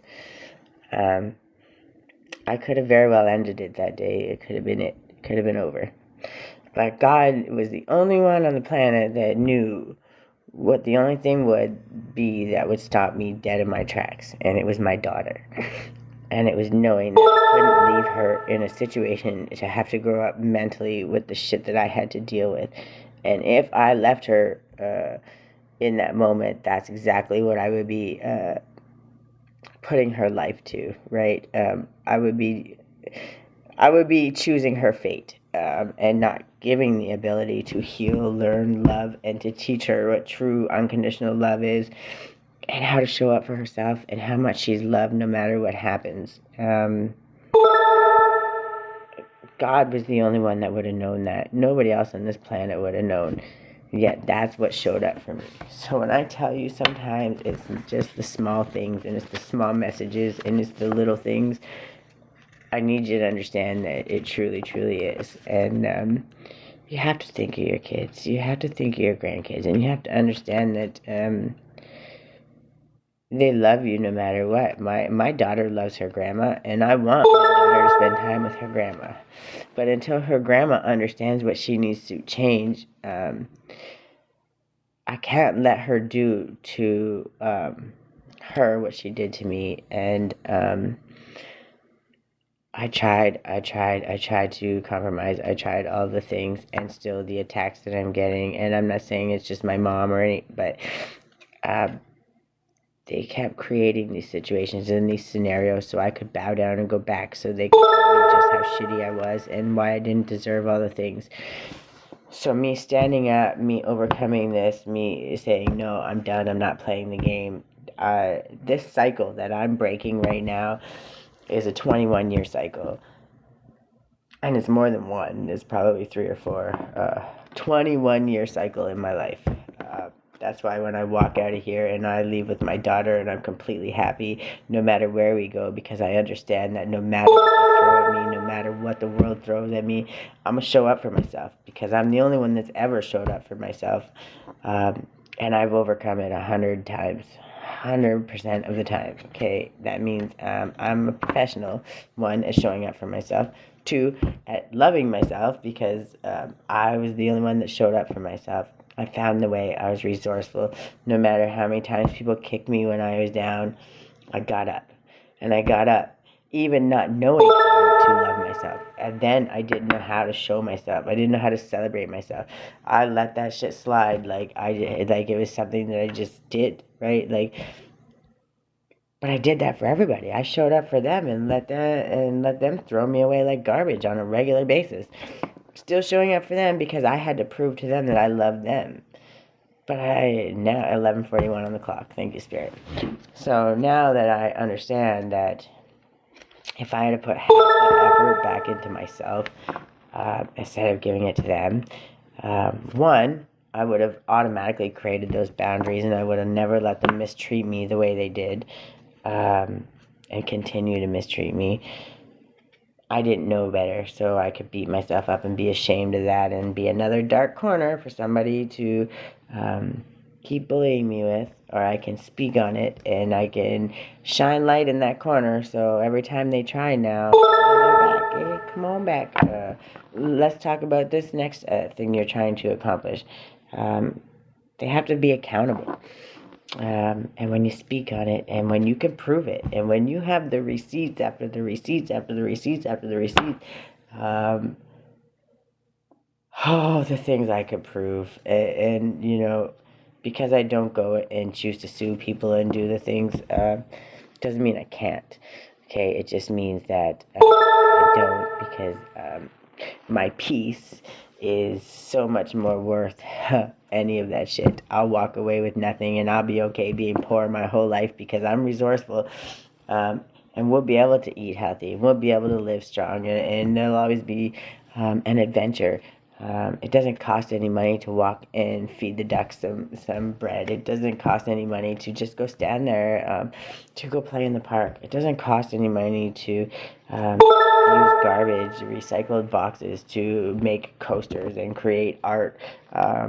It doesn't take anything, okay? It's what you have. It's what's available to you. And whatever we have available to us, we're going to make the best of. And I learned that through my resourcefulness, through my resilience, through my ability to never ever give up, no matter what the hell they threw at me. I still never knew how to celebrate myself. Right? Like, I still never understood that I'm the superhero. I'm my own damn superhero. I have been my whole life. maybe I didn't know how to do it always properly. Maybe I didn't know how to express myself properly. And maybe I was so triggered and traumatized from all the other shit that I tried to overcome. Remember, I was only ever taught to cope. I wasn't taught that I could bloom, blossom, grow. I was taught, don't kill yourself and show up to work. That's your job. So loving myself was not even a thing. 11:44 on the clock. Thank you, Spirit. It wasn't even a possibility. It wasn't something that we were allowed to do. In fact, it was shameful, and I was selfish, and I was just a horrible human being when I even attempted it. So that's why it's such a passion for me, and that's why I will speak up on it. I don't care if there's 1 or 500 people or 1,000,000 people that come through here. I don't care if I never get donations or gifts or shares or whatever the hell they are. I'm going to show up here every day because first and foremost, I'm showing up for myself. I'm being accountable, and I'm speaking the message that God and my spirit team want me to speak so that we can help heal this world and stop letting people back us into the corner or make us feel less than for just trying to live peacefully and love our neighbor. There's nothing to be ashamed of, and to love them thoroughly, you have to love yourself first. So show up, do a 21-day with me with our little face mask. Make a cheap face mask. We're going to pretend we're at a spa. We're going to read some self-care cards and some motivation and some things that we can do that not only is it showing up painting our nails or doing our face, it's also showing up here and quieting our mind and getting out of survival mode and not allowing all of the big bullies in our lives, and there's many, to break us down or beat us down. And by doing that, it has to start with loving ourselves first, because if we don't, we're giving them that opportunity. We're showing them how easy it is for them to kick us while we're down, and we're not creating that boundary. And when we create that boundary, first and foremost, we now have that. We have the line. Okay, and now you're telling them, this is the line, and if you cross it, that's it. There's no chance, no second chances, right? And it's not a war, it's not anything. Then you just walk away and you cut them out of your life, because clearly they weren't meant to be there. And yeah, it took me a long time to learn this, but because I learned it so late, that's why I'm so adamant in sharing it. Welcome back, Marnie Lynn. And I'm sharing it because it fucking matters. And it matters more than you're ever going to know. So I'm going to stop holding these and I'm going to read them.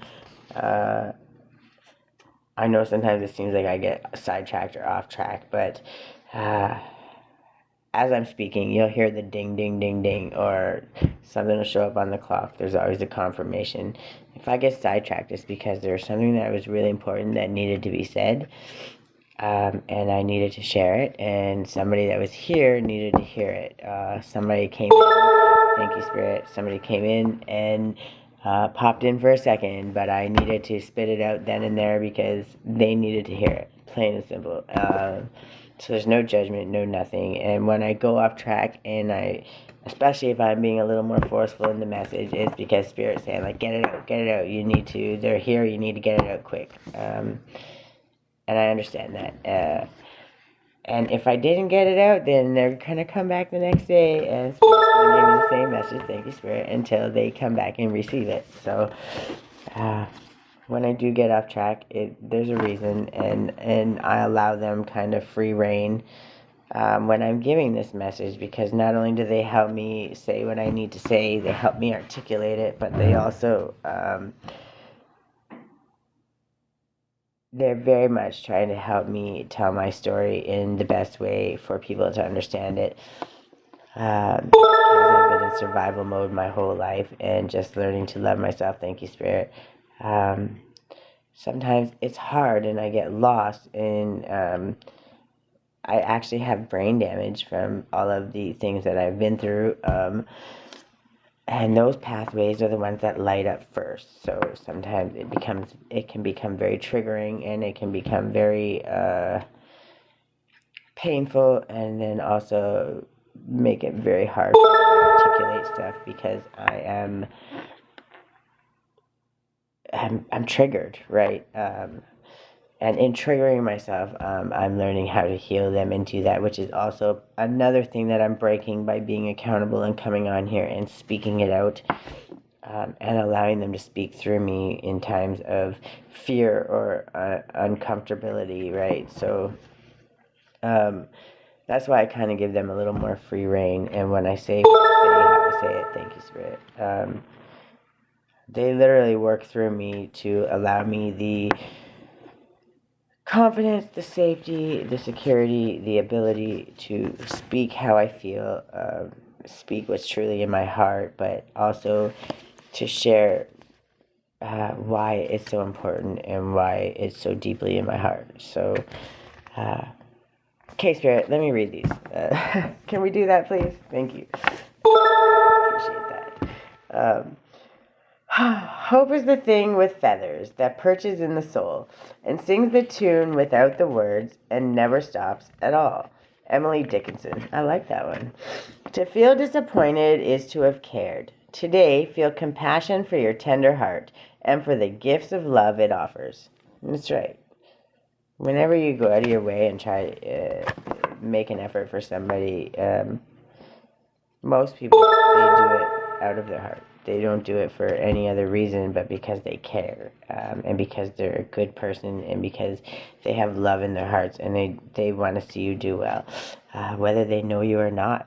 There are so many people out there that are just such amazing people that truly want to celebrate your wins. And a lot of them get hurt because while they're celebrating, everybody else is planning their downfall, and that's really sad, but it's true. Yes, thank you, Spirit. I'm sad that you have to confirm that, but it's true. You can't be disappointed, though. You have to understand that everybody's at a certain spot in their journey, but you're going to feel disappointed, so feel the feelings, but don't be ashamed of that, and don't be sad about that, and don't be mad at yourself. Feel compassion for your heart, feel compassion for yourself, and understand that there's no shame. Thank you, Spirit. And you shouldn't feel bad about that. You should be proud of yourself because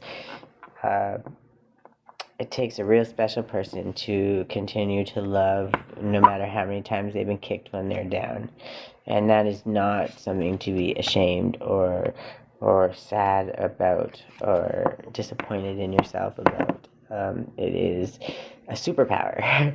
It is actually literally your superpower. 11:51 on the clock. Thank you, Spirit. It's literally your superpower. So stop being ashamed of it and start looking at all the freaking amazing things you've done and start using that superpower on yourself first. And then when you fill yourself up, that superpower just glows and flows and literally spills over and to everyone and everyone you come near, you talk to, you deal with, you any way, shape, or form encounter in your life. Even people that come on here, are they all going to come back and tell me? Probably not. But so many people come on here, and they'll come on here for 5 or 10 minutes, and literally my strength and my love that I give out unconditionally always helps them heal in a small way. Sometimes it's the smallest amount, but they stop back in and stop back in and stop back in, and they get a little bit and a little bit and a little bit and a little bit. And then all of a sudden their cup's full too, and they're like, how the hell did that happen?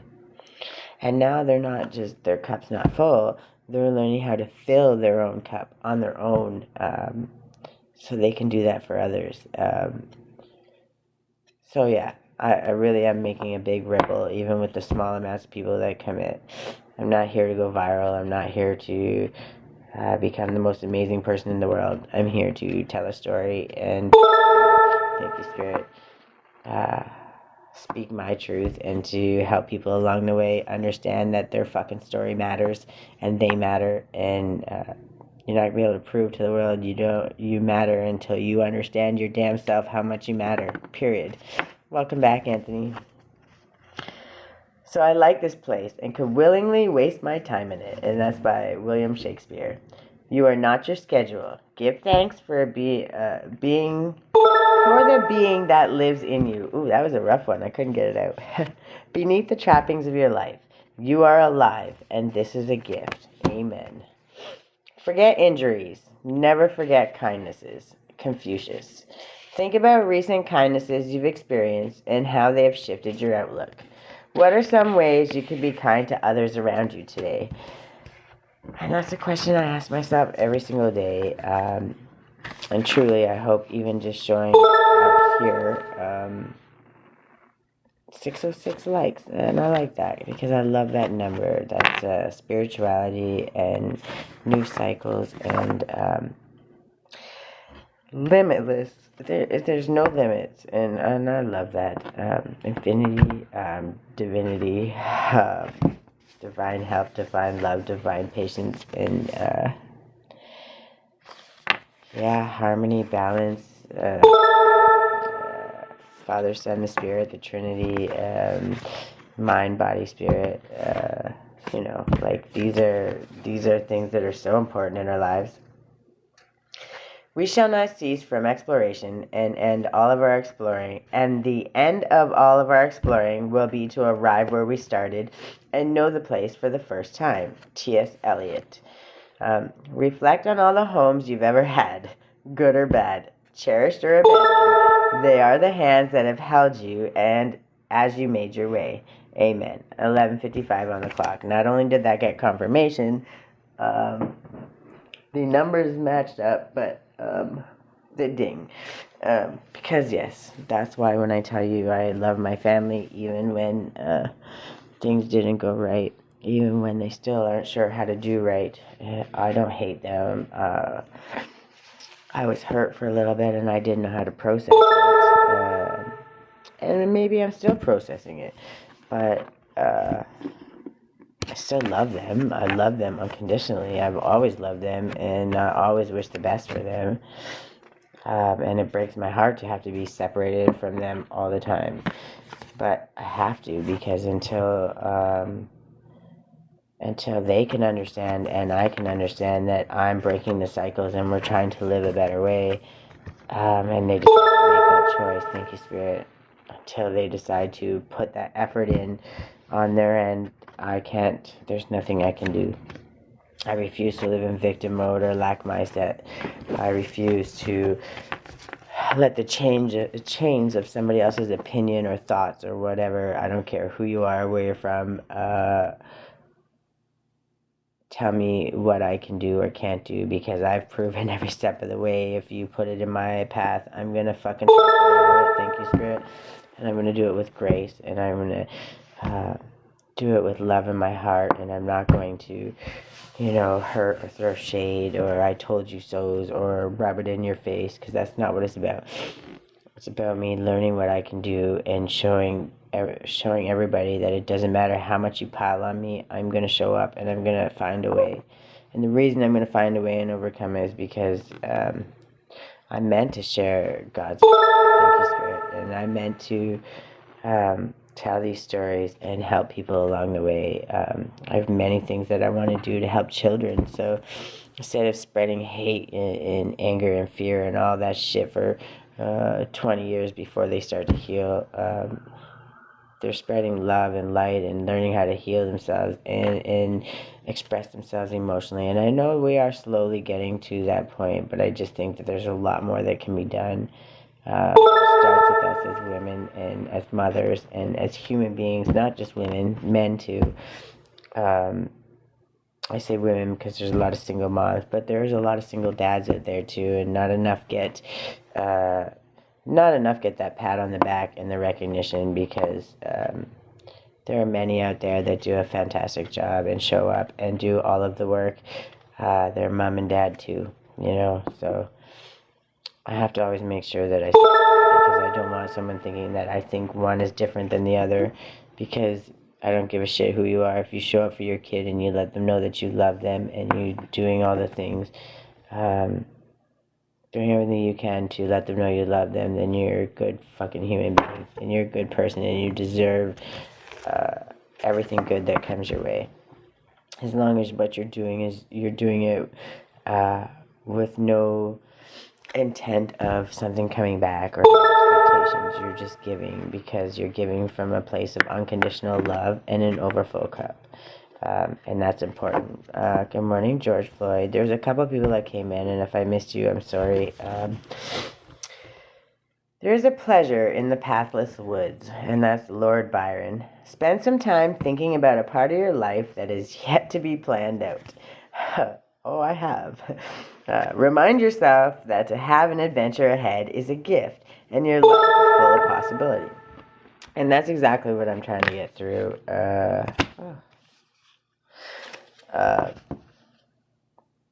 The cycle that I'm breaking right now, and the things that they've been doing to me, and the things that I'm overcoming, and all of this shit they're throwing my way, could break me, and it could put me back into depression and all kinds of things. Or I could take it and understand that that's exactly what it is. It's an adventure, and no matter what happens, I know I'm going to overcome it, and I know God's not going to let me fail, and God's not going to leave me homeless, and God's not going to allow my life's going to start going smoother as we go, because God's sick and tired of me struggling my whole damn life, just trying to love people, but he needed me to learn to love myself and show up for myself the way I showed up for everyone else while they were kicking me when I was down. Thank you, Spirit. That's what he needed, and I didn't know.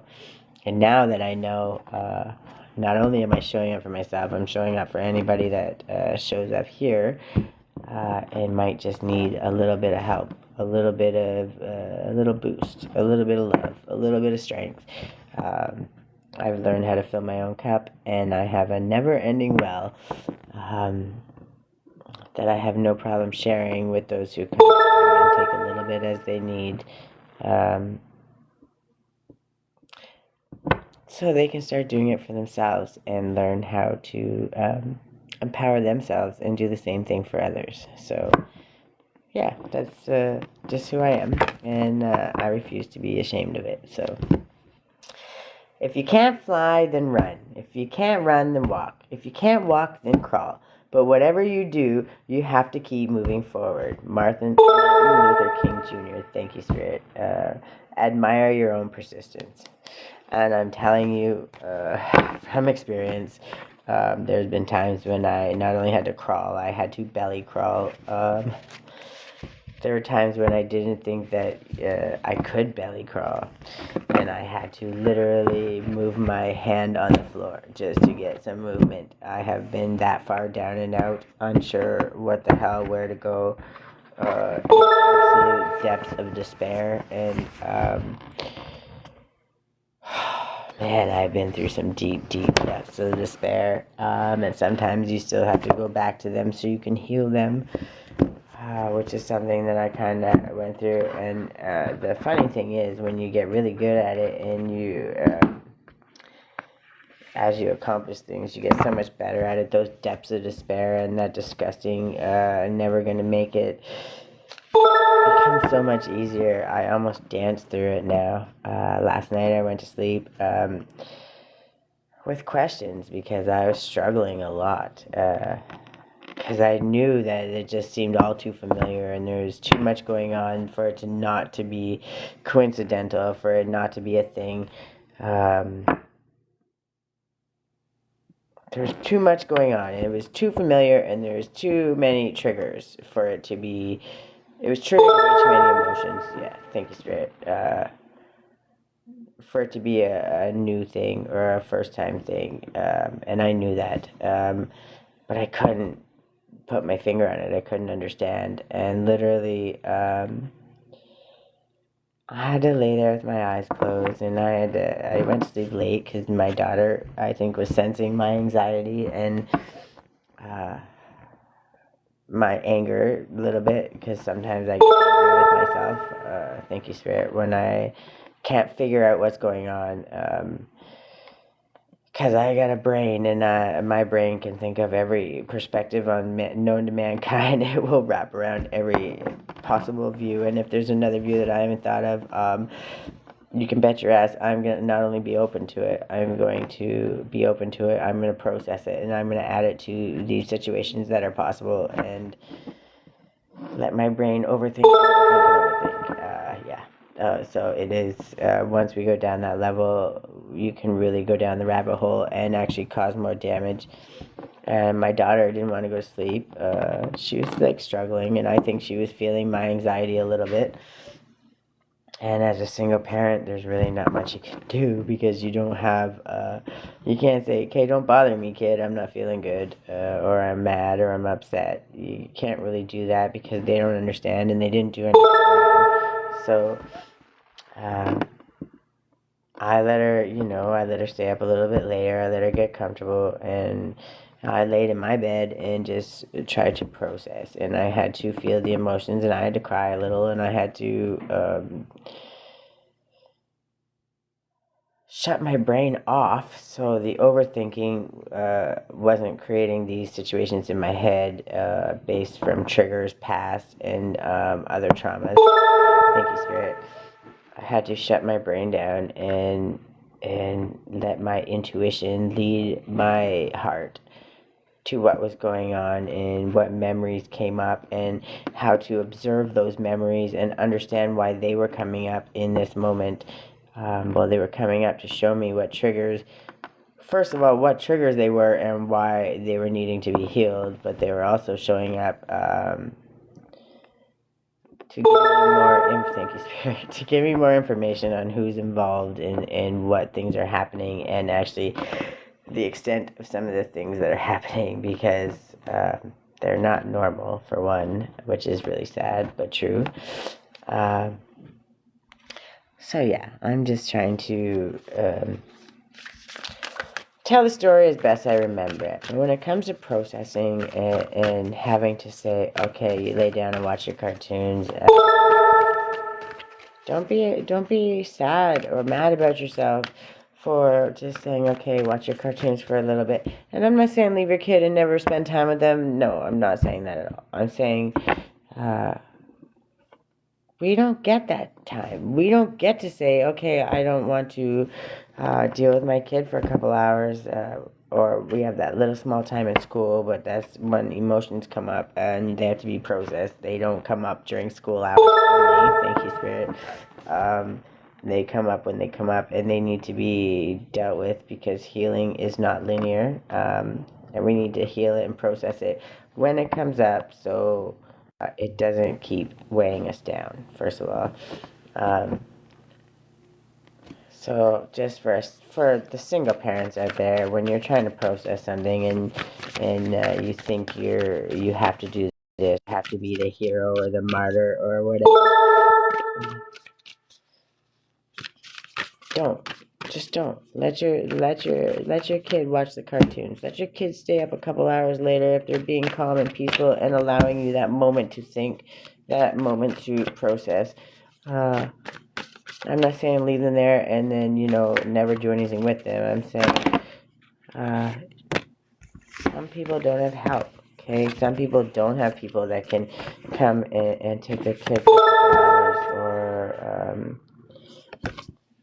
or be that person, period, for them. So, like, what do? You just beat yourself up for the rest of your life, or do you do what you can? And it's not hurting them, and it's going to hurt them even more when you keep that piled in, and one day you explode on them because you don't even know why you exploded on them, or you explode on them and you have to feel the guilt of hurting them or thank you, Spirit, of traumatizing them because you refuse to admit that in those moments that it was not a shameful thing to let your kid watch a couple extra hours of cartoons while you process the deep shit that you're processing. So yeah, I just had to say that because Spirit called me to say that because somebody definitely needed to hear that.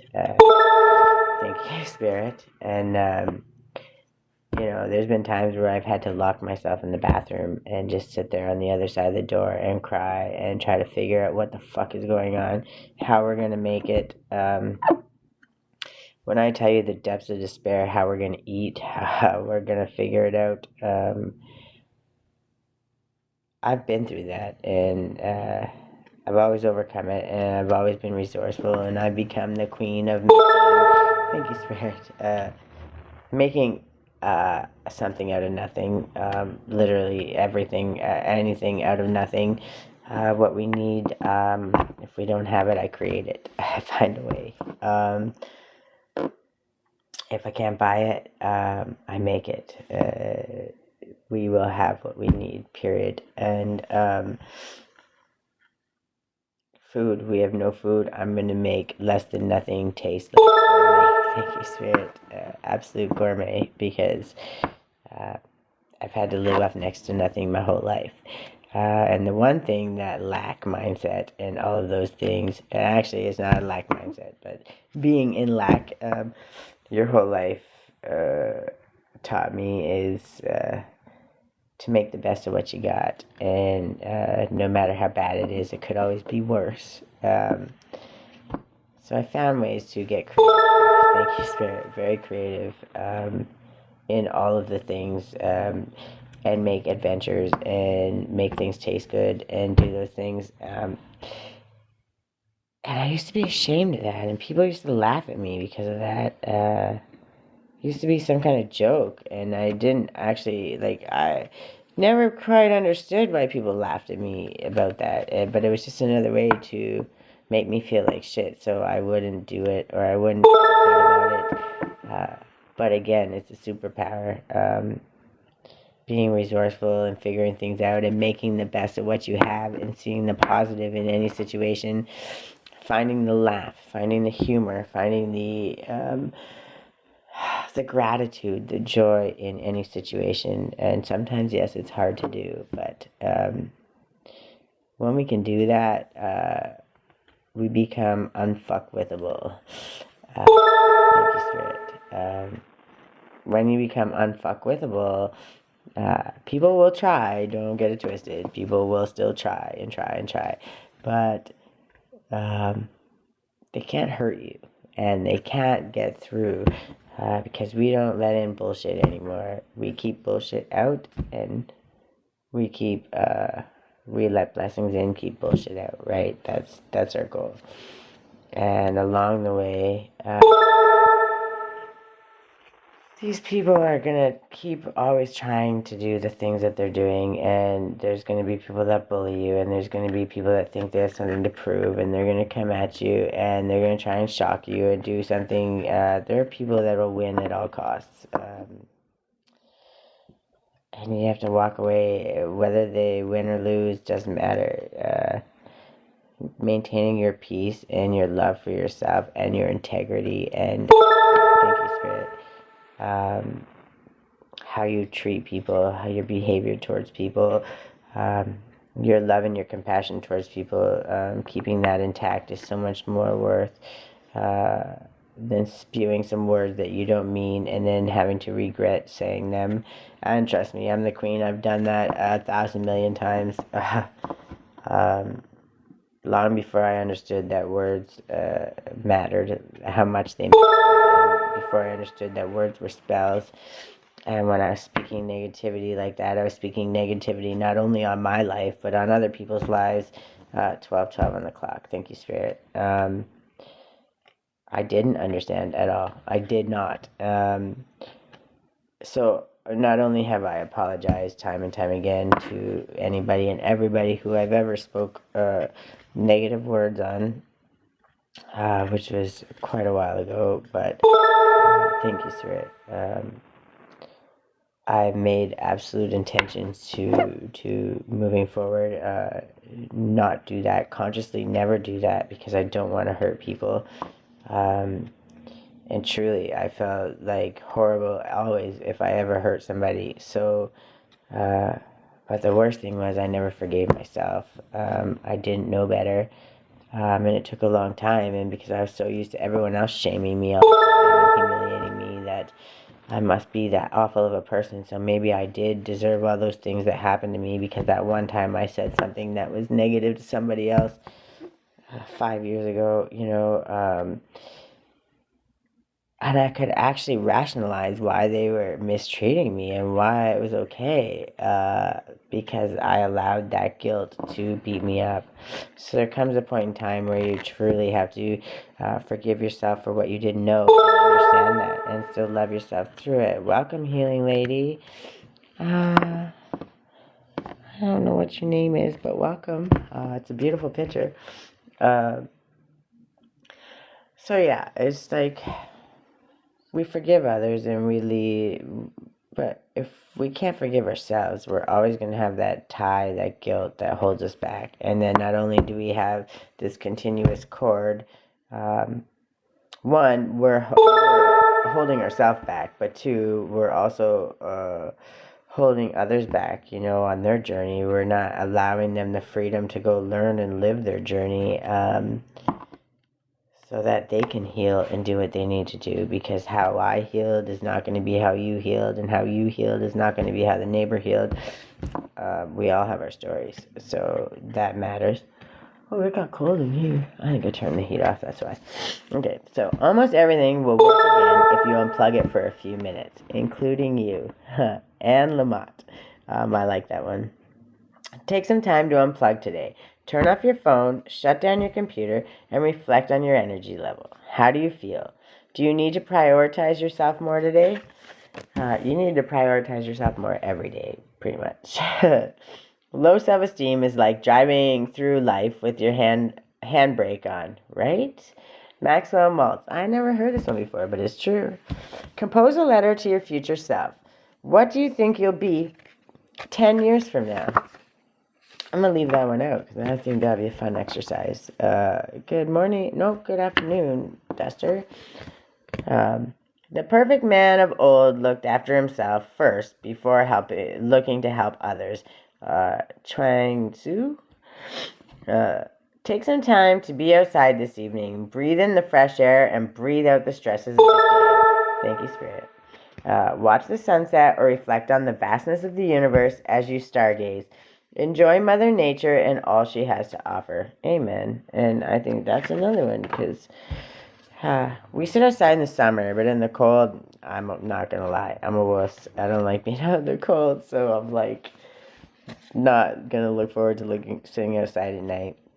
But truly, when we do go outside at night, even for the evening walks or whatever, that sometimes happen, we're always happy when we come back, and we always feel much more energized and calm and healthy and healed and whole. So as you grow older, you'll discover that you have two hands, one for helping yourself and the other for helping others. I like that. Maya Angelou. Reflect on some ways you helped others today. How did you feel when you helped them? I always feel good when I help others.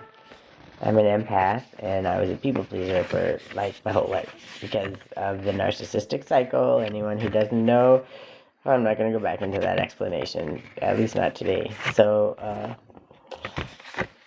I always felt good when I helped people. I just didn't know how to feel good when I helped myself first before I helped people. And now that I learned that I can help so many more people because I'm helping myself first. And that's something that doesn't get taught nearly enough.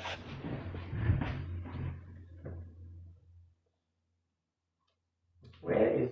Oh, right there. I'm trying to do it, and the cord's right there. Sorry, I just want to plug in my thing, and it's 12:15. I can go to maybe 1. We'll see how that goes. I'm going to take a little time for myself before I have to go feed my butt off in the cold. I'm such a wuss. Yes, I know, Spirit. Thanks for confirming that, brat. Okay. Solitude is where I place my chaos to rest and awaken my inner peace. And that's by Nikki Rowe. In one hand you hold your wildness, in the other your quietness. Draw from each hand is needed, because it's all about balance. And it took me a long time to get there. It took me a long time to learn, but now that I've learned it and I found that place of inner peace, truly I get it, and I am actually honored to show up for myself every day. I'm excited to show up for myself every day. And I'm excited for not only what I get to tell and speak, I'm excited to sit with Spirit and have the conversations that when I'm speaking and when they're dinging and confirming with Numera. Thank you, Spirit. It's like I'm chatting with my best friend, even if nobody shows up here. And my angels talk to me, my spirit team talks to me, my ancestors, sometimes God, and you know the voices, you know who's who. And I'll tell you, when you get to come here and you get to sit here and talk and you tell your stories and you talk it out and you do the things, thank you, Spirit, for the confirmation.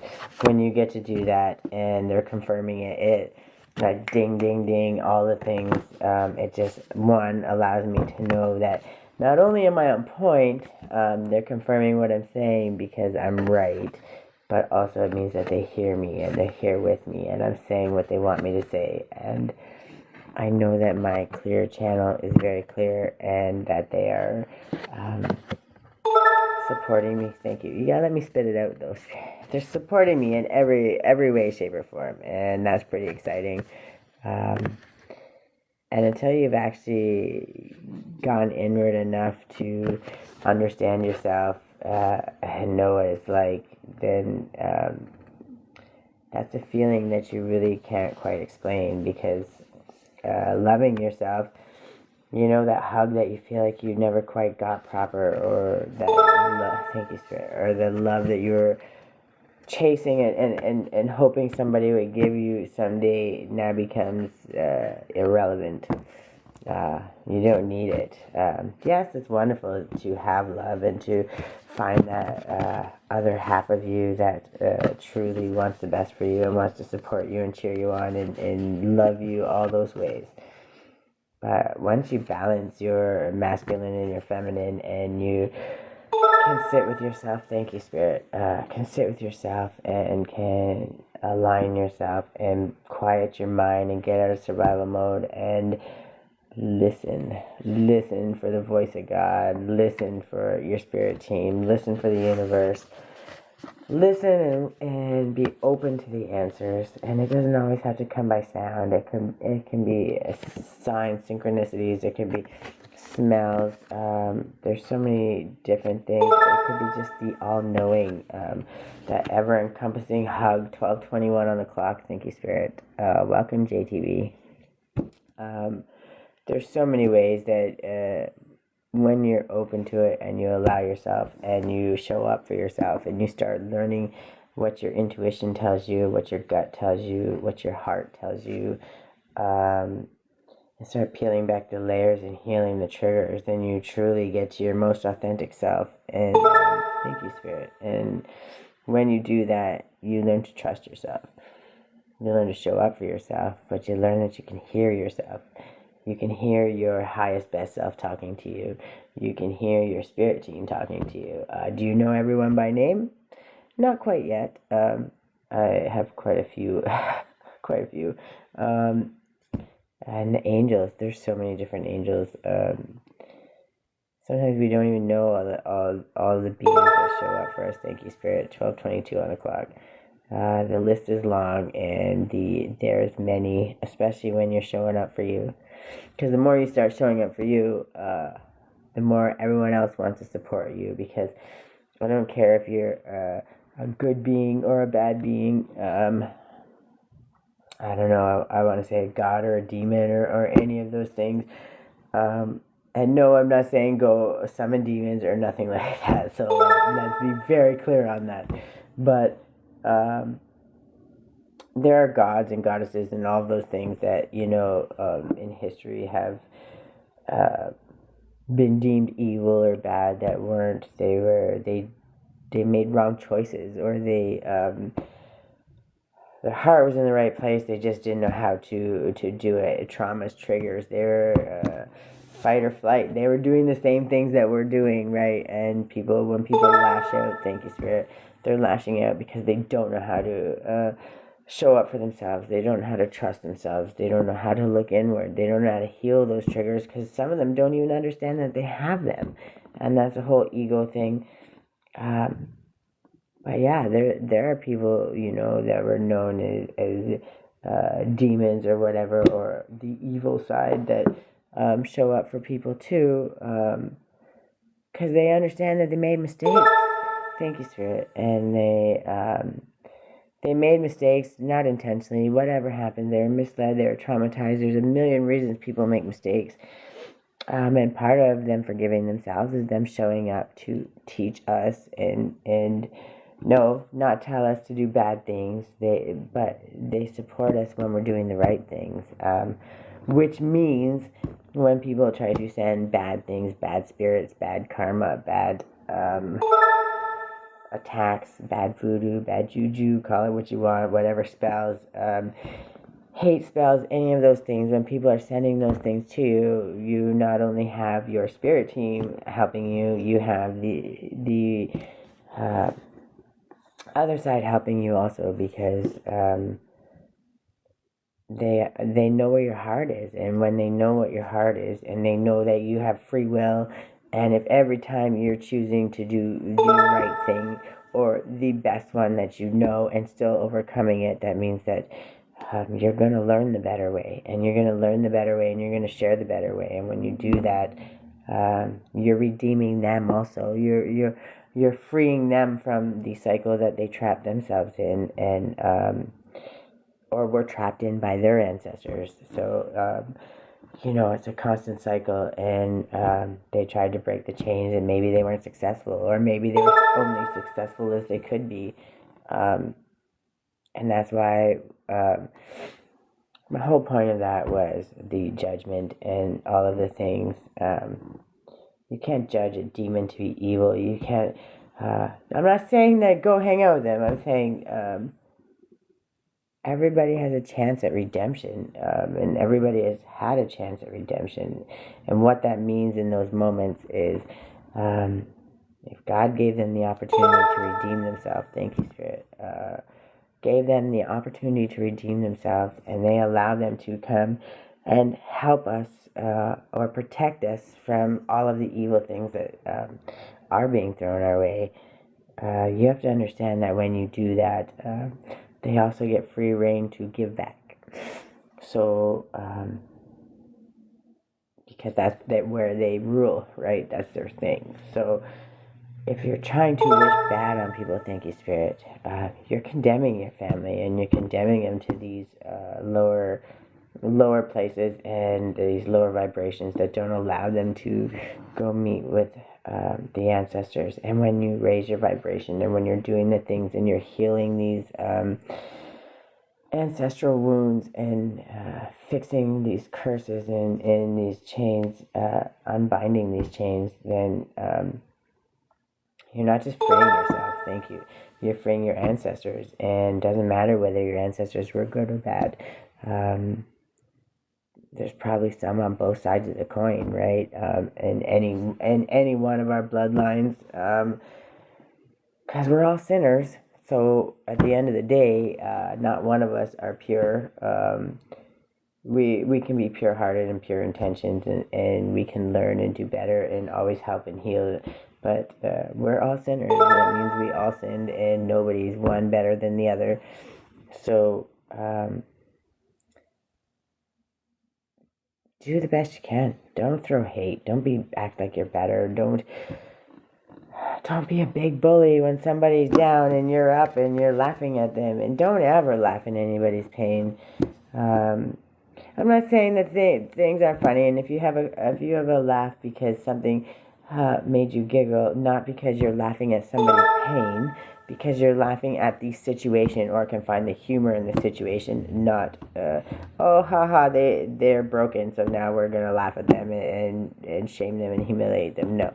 But if you're gonna laugh because, oh my god, the sidewalk broke and they fell down, and I'm so sorry that you fell, but the situation was funny, I've been there before, whatever.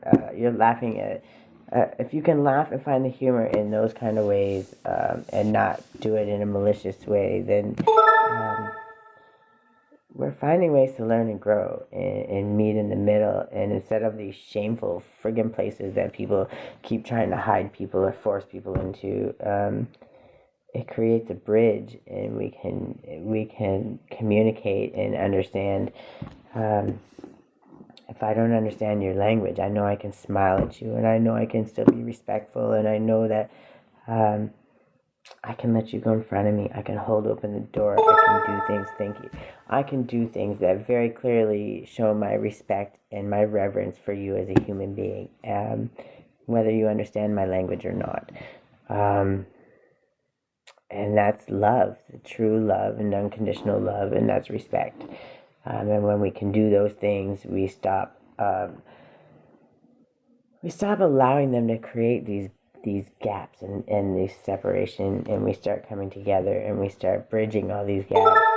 Thank you, Spirit. And when we love ourselves, it's so much easier to give that love. We're not coming from a place of survival. We're not rushing, because we're enjoying the love and the true beauty and art that the universe is showing us every single day, whether it's with our little crystals, or the sun's coming up, or flowers, or plants, the trees, the birds chirping. There's a million miracles every single day that we see that we don't even recognize, and we're one of them.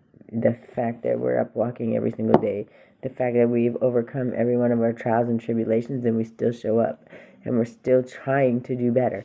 We may not be perfect, we may not be a lot of things, but we're showing up and we're trying. That already frees your heart. That already puts you in a class above, above those that gave up, right? You have a chance every single day. And when you can put all that intention to yourself first and love yourself and create those things, then you're protecting yourself from all of those things.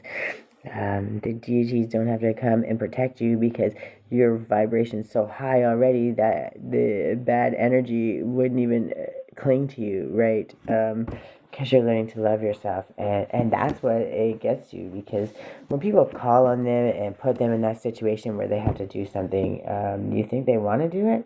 Hell no. And you think they're going to do it in their energy? Their energy's already passed. They're going to do it in your energy because you asked them to. People don't get that. Like, as you learn and as you start to understand things, when you start to try to explain these, like, you could go down rabbit hole after rabbit hole after rabbit hole, but people need to understand, if you go into anything with ill intent, that's what's going to come back. If you go into anything with a pure heart and pure intentions and love, first and foremost for yourself, but then allow that to overflow and fill each other's cups, then that love that you give out with no expectation not only overflows and fills the world with this ripple effect of nothing but good intention. Welcome, the real Tidwell. It fills them with this constant overflow, and you're teaching them not only how to do it, you're empowering them to do it more often and keep their cup full. Sorry, I'm trying to turn the heat on.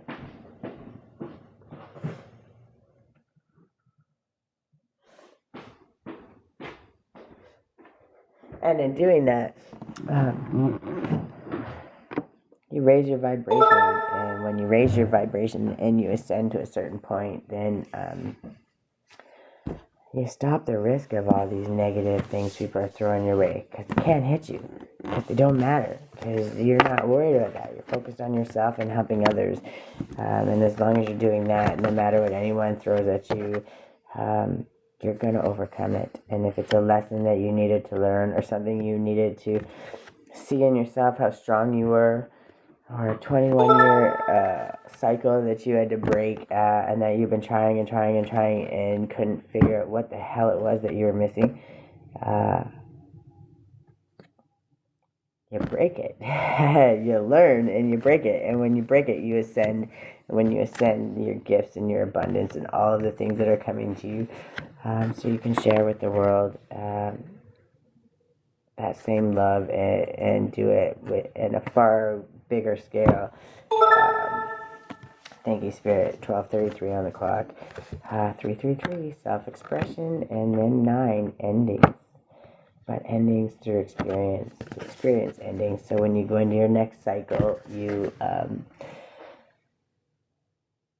go from a graduated point. You know more, and you learn more, and you can do better. Welcome, empty one. Oh, that breaks my heart, your name. So yeah, we just truly, it starts with us loving ourselves and showing up for ourselves and doing what we can to fill our cup to full, so that when it's overflowing, it's so much easier to fill everyone else's around us. Love yourself enough to set boundaries. Your time and energy are precious. You get to choose how you use it. You teach people how to treat you by deciding what you will and won't accept. Anna Taylor, true story. 1, 2, 3 on the clock. It's all 1, 2, 3, 4 on the clock. It's a progression, right? As we learn, we do better, and everything is a cycle, and everything. When you upgrade your gifts, and you upgrade your knowledge, and you upgrade your abilities,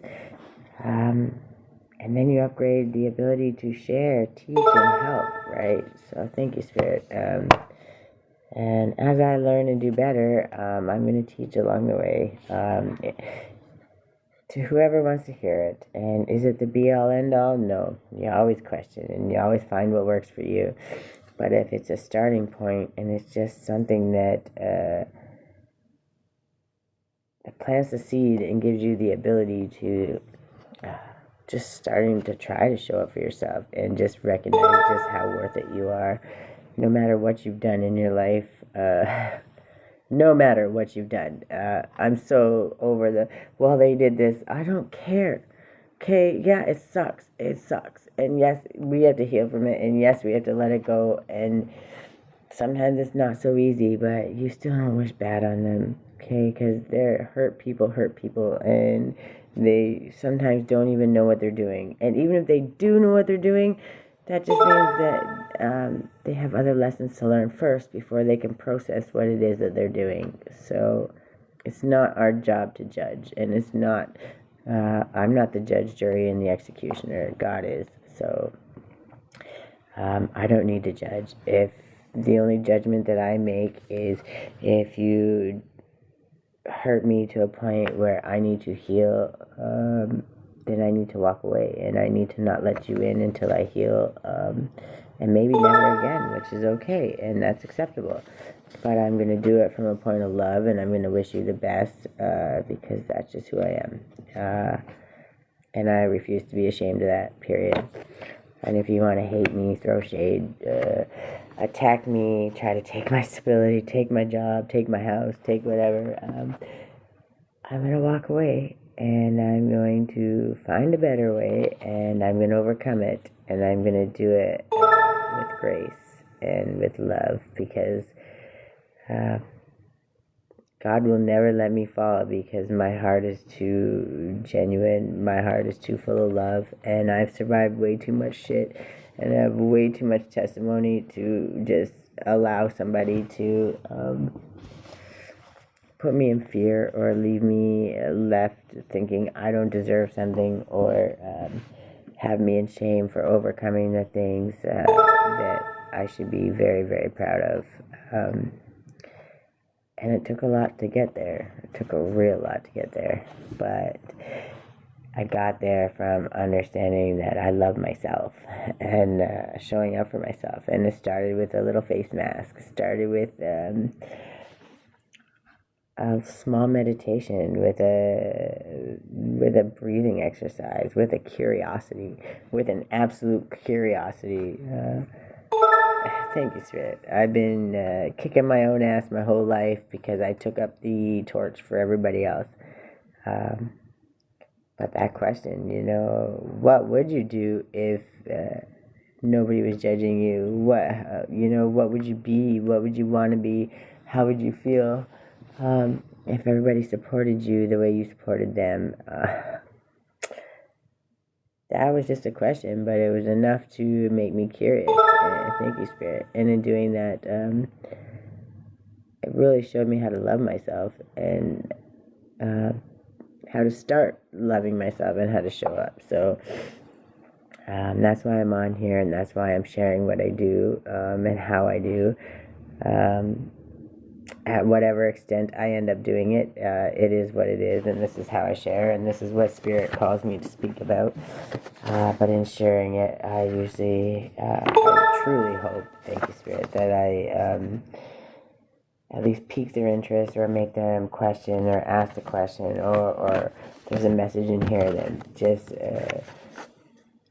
tweaks their interest enough that they start asking that question and start getting curious, and then maybe they show back up and they start to feel how simple it can be, how truly simple it can be to start showing up for ourselves and love ourselves and celebrate ourselves the way we celebrate everyone else in our lives. So repeat this affirmation when you feel stressed today.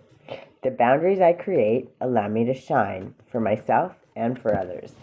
And that's a really good one, actually. Boundaries are not a bad thing.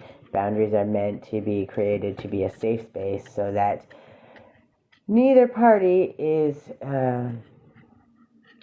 in a position over that person. There's no one's bigger, no one's stronger, no one's anything. Thank you. It's supposed to be a neutral space, a neutral safe space. So both parties understand the limits. So when they're coming in, this is the sweet spot, the safe space where no one's angry, where nobody's done anything, where everybody wants the best for everybody.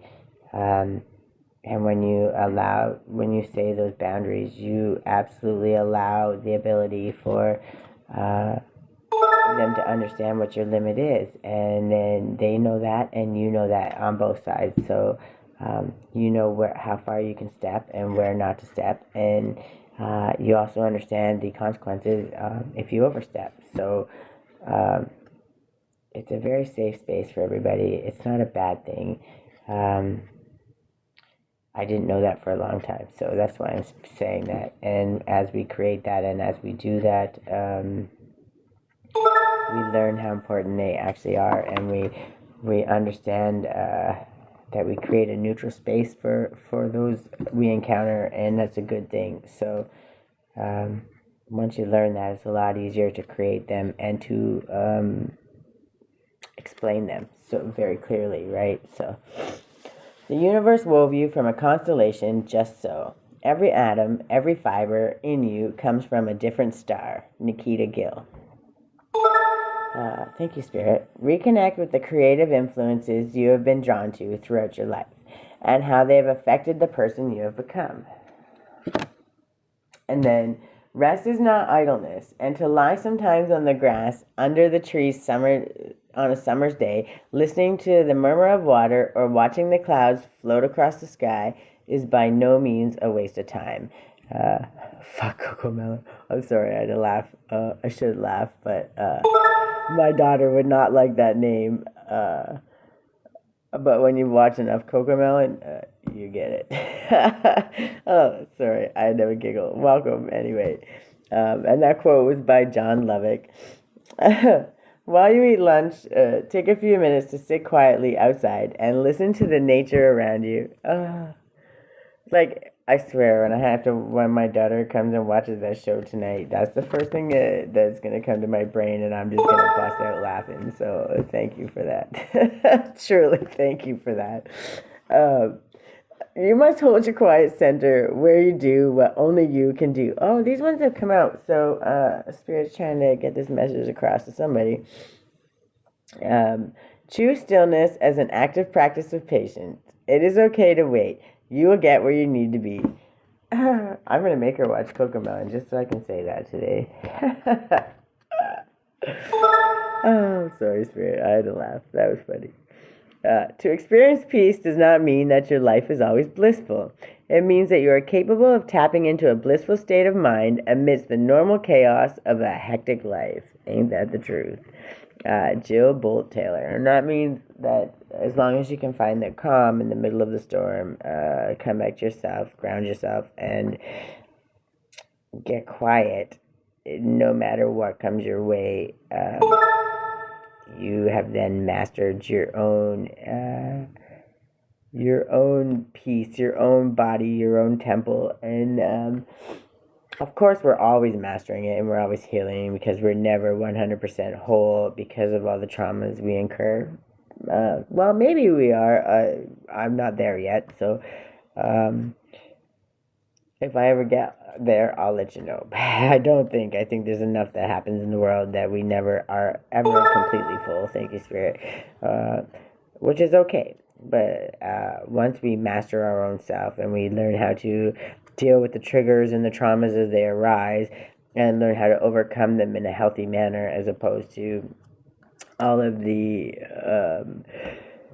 other messed up ways that we did that when we were coping because we didn't know how, and also because probably many of the people around us didn't know how. So it's not just a one reason thing. There's a million reasons, and then you have the TV, social media, all of the things that put so much other bullshit down your throat that you don't even know how to cope, and you're constantly triggered. And when you're constantly triggered, you're definitely not going to be out of lack mindset. You're going to be in lack mindset, survival mode, all the things, and not able to think properly for yourself. So thank you, Spirit. It's 12:44 on the clock. I like it.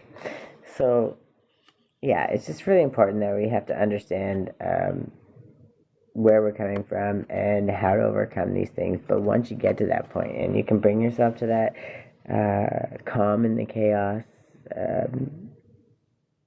nothing matters because you're going to find a way. And if you can't find a way for your own self, you know how to quiet your mind and ask the question, thank you, Spirit, and open yourself up and get clear and get quiet and listen to Spirit and listen to your guides and listen to your God and your ancestors and all of your spirit team, because they will make a way for you, and they will always make a way for you as long as you're showing up for you.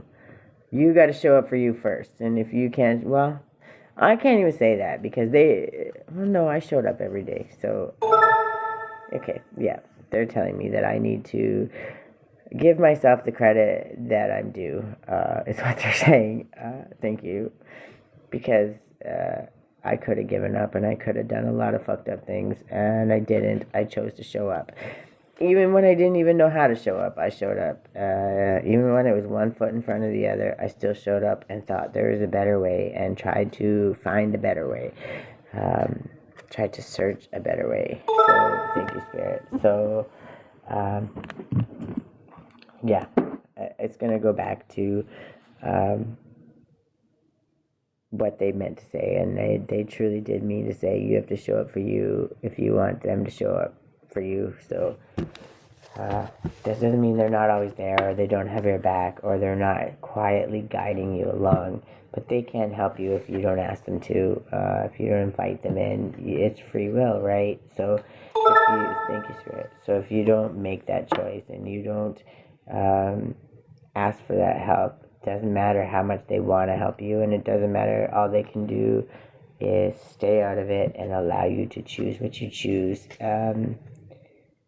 which is why they so desperately need you to choose you, so that when you choose you and you start showing up for you, they can frickin' help you, because they can't help you until you want to help you, period. Thank you, Spirit. It's not always the easy journey. It's definitely not a pretty journey. It's definitely not a nice journey, nice smooth journey. But the things that you learn and the things that you overcome and the things that you learn about yourself are priceless. There's not a thing on this planet that could be better than that. Because I don't need to be a millionaire. Thank you, Spirit. I don't need to have anything. I will find a way. God will find a way. And if I can't find a way, they're going to show me. They're going to show someone to me that's going to help me find the way. They will help me find the answers that I need, because I'm showing up every single damn day, and I'm never going to stop. So somebody needed that anyway. I had to say it. So thank you, Spirit. I appreciate it. I know sometimes I have to sidetrack because I have to get the message, what they wanted to be said for who needed to hear it. So to experience peace does not mean that your life is always blissful. Oh, I already did that one. What were some ways that you experienced peace during the chaos? I already read that one, but apparently I had to read it again. Thank you, Spirit. If you aren't good at loving yourself, you'll have a difficult time loving anyone. Since you'll resent the time and energy you give another person that you aren't giving to yourself. Barbara DeAngelis. Reflect on a challenging relationship. What did it teach you about yourself? Give thanks for the lessons they have made you stronger. And that's right, because it's the only way you're going to get better in life, right? And unfortunately, those really fucked up, triggering, abusive, traumatic, terribly traumatic relationships are the ones that are the catalyst for the biggest change. So I don't wish them on anybody, I'll tell you that for sure. But at the same time, they truly teach you who you are. They teach you how to love yourself, and they teach you how to show compassion for people that might not even give a shit about you. They could care less if you're alive or dead, thank you, Spirit. But you still show compassion for them. And in doing that, you release them to learn their lessons and live their life and find their point where they're going to learn. And you also release it for yourself. So nobody's living rent-free in your head. You learn the lesson, you thank them for it, and you wish them the best on their journey and truly hope that they find all it is that they ever wanted to find. And then go live your life and love yourself and understand that what truly is meant for you is never going to pass you by. They're going to come for you, and they're going to do everything it ever takes to show you just how worth it you are. So don't give up on yourself, and learn the lesson and be grateful every single day. Thank you. The time to relax is when you don't have time for it. Sydney J. Harris. Ain't that the truth? Take the time to relax and unwind before bed without your phone or other media. Read a book, journal, or thoughts on the day. Or simply sit outside with the quiet and the night sky. Do your best to avoid screen time during this relaxing time. Yeah, shut down the world. And I've kind of been doing that, but also I've been liking some of these affirmations and stuff at night. It just depends on how chaotic my brain gets, because there's been a lot of chaos going on right now in my life. But I don't want to allow it to take me down or ruin my outlook on life, because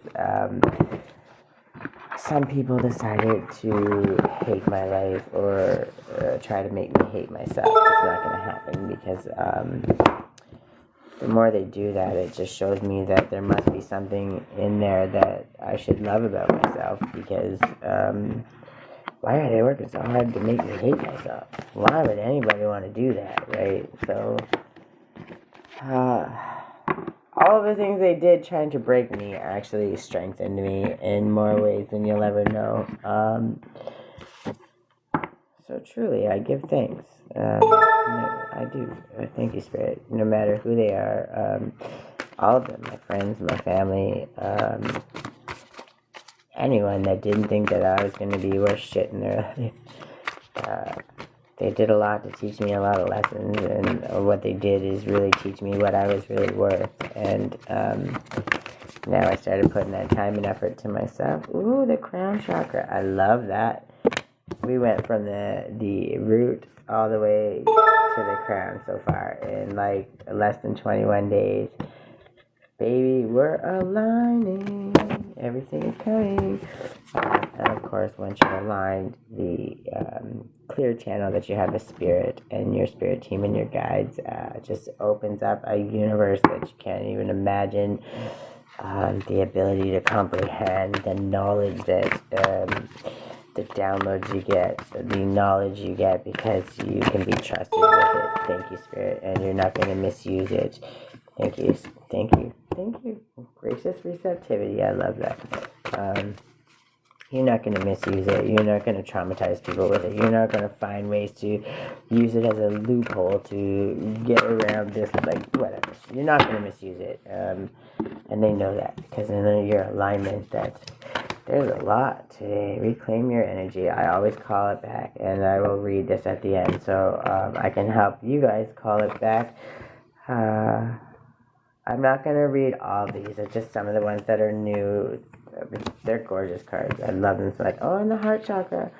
Somebody's heart chakra is opening up. Mine's been cracked open for so long. I thought I was going to bleed to death. It was cracked open for so long. But it didn't. And slowly I'm healing. And as I heal, it's cracked open, but with love. So, but I'm loving myself first, and it's a pretty great feeling. So, communication and co-creation, and that's what I was explaining about when we call back our energy, okay, and then we become balanced forces, right, and then we end up in gracious receptivity. That's when we start receiving from Spirit. But I'm going to read the crown chakra and the heart chakra because they're small and they mean something. I'm also going to read stepping through because it's a new one, and the water, because this one is talking about overfilling our cups. So they're overflowing so that every single step we take, every single step we take is just, we're oozing out love. And when we do that, we're helping other people fill their cups. And it doesn't take a damn thing from us. So I'll do the reclaim your energy too. And I like the balanced forces. Okay. Alright, Spirit. We can't read them all because I gotta go get Grace. But I will do the heart chakra first. I'm trying to do this as quickly as possible because these are long sometimes, and I always want Spirit to talk because they do have the amazing messages, but sometimes they push me close to when I gotta go get my daughter and I can't mess around. So, because I don't even want to see the look on her face if she looked up and didn't see me there. And I don't ever want to have to see that. So, your heart chakra. And if you just look at the artwork and the color, like, the reason I read as many of these cards as I do is because the amount of work that was put into this deck is such beauty and time, like true time and love. So when somebody puts that much work into something, you need to honor it and respect it, and give it the respect it's due, right? So this is unfurling back to love. This chakra card represents love in its many forms. It reminds you that everything in life can unfold into love or fear. When unfurled back enough, the foundation of all you seek lies in the universal desire and right to feel love and be loved. Love heals. God is love. This is the force that will change the world. And I believe that since I was a kid, even when people told me I was crazy and beat me down, and literally sometimes physically beat me down for believing that, they still have never changed. No matter how many times I've been hurt, I've been hurt more times than you could count. And I should have been jaded a long time ago, and I should have hated and not loved, but I can't. Because I know what I know, and I've always known what I known, and even when it fucking hurt, I've loved unconditionally, and I still do, and I always will, and that's just me, and I don't give a shit. Count everything in your life that you are grateful for. Thank you, Spirit. Think of all of those you love, and how that wonderful feeling radiates from your heart. Consider those you can forgive, and extend that feeling out to them. Remember, we all just want to be loved and accepted, but insecurities and triggers can cause behaviors that move us away from this place. Have compassion. Know that others may be in their suffering. Expand your awareness and heart-centered radiance for all beings on the planet. Encapsulate Earth in loving compassion. Bask in the blissful feeling of the planet, thank you, Spirit, in all of its perfect balance, loving you back. The themes are relationships and relating, connection to yourself and others, and then the language of love. And then, of course, the position is over the heart. And then the color wash is soft emerald green, which is one of my most favorite colors ever. So that and hunter green. I don't know why, but it is what it is. And then we have the crown chakra. The unlimited self. Again, just absolute stunning beauty. I am a great admirer of the artist, for sure. Absolute beauty. So we have the crown chakra is your link to the multidimensionality of your being, the seat of your soul. It gracefully connects you to the heavens. The infinity symbol of limitlessness appears within the unfolding petals and points to your most potent potential. That was a little rough. Here you can delight in the divine strands of light that dance with us when we are aligned with spirit, purpose, and truth. 1 o'clock, we're good. Okay. Be present and flowing without rigid outcomes. Find more spaces in your life. Find your own way to meditate. When you are distracted, you are living on the surface level. Explore the state of flow and be receptive, thank you, Spirit, to the intuitive messages you may receive. And then the themes. The way for you to be most aligned with divine guidance and connection with Spirit. Top of the head or just above the head if lying down. And then the color wash is white with flecks of gold and violet, and I like that. And then we got the water one. So these are like I think these are affirmation ones. That was confirmation. Thank you, Spirit. And then water, the overflow. Again, it's just, the card is pretty self-explanatory, the picture, but it's beautiful, and it has such a deep meaning. I think more people need to hear it. During one of my most pivotal Lemurian visions, I was guided into a life where I lived in a humble mud hut. As I could create any thought in the multiple dimensions that I had access to, I simultaneously resided in a beautiful crystalline palace. I found myself in a paradigm where I could create anything at will, and thus there was no concept of scarcity, nor the need to hold on to anything. This experience initiated a shift that changed my life. We may only be starting to touch on this notion in our mundane reality. When we give more from a place of overflow than obligation, thank you, Spirit, even when we think we have nothing, having it come from this mindset can only create a more abundant flow of what we want. Welcome back, Sheldon Bell. I like it. The being in the picture has many hands, yet still the water is allowed to fall through her fingers. It blesses her in the moments it touches her radiant skin, and then it continues on its journey. Her heart is also overflowing with love. Her eyes are filled with tears. She allows what comes through to move her without control. She gracefully allows whatever she is feeling to be expressed, and as she does so, she radiates so much light into the world. And then the themes are allowing for flow, receptivity, the path of least resistance, purity, clearing away that which no longer serves emotion. I'm going to show that one more time because it's just beautiful. Absolute beautiful card. And it's true. It can't be any more true, right? Balance forces. I like this one too. We're trying so hard to get to that point with everyone, and if we can get to that point where we're all balanced, we are definitely stronger together. And when we get to that, we're not one against the world. We're one with the world, and we draw all that power, all the universe, which is pretty amazing.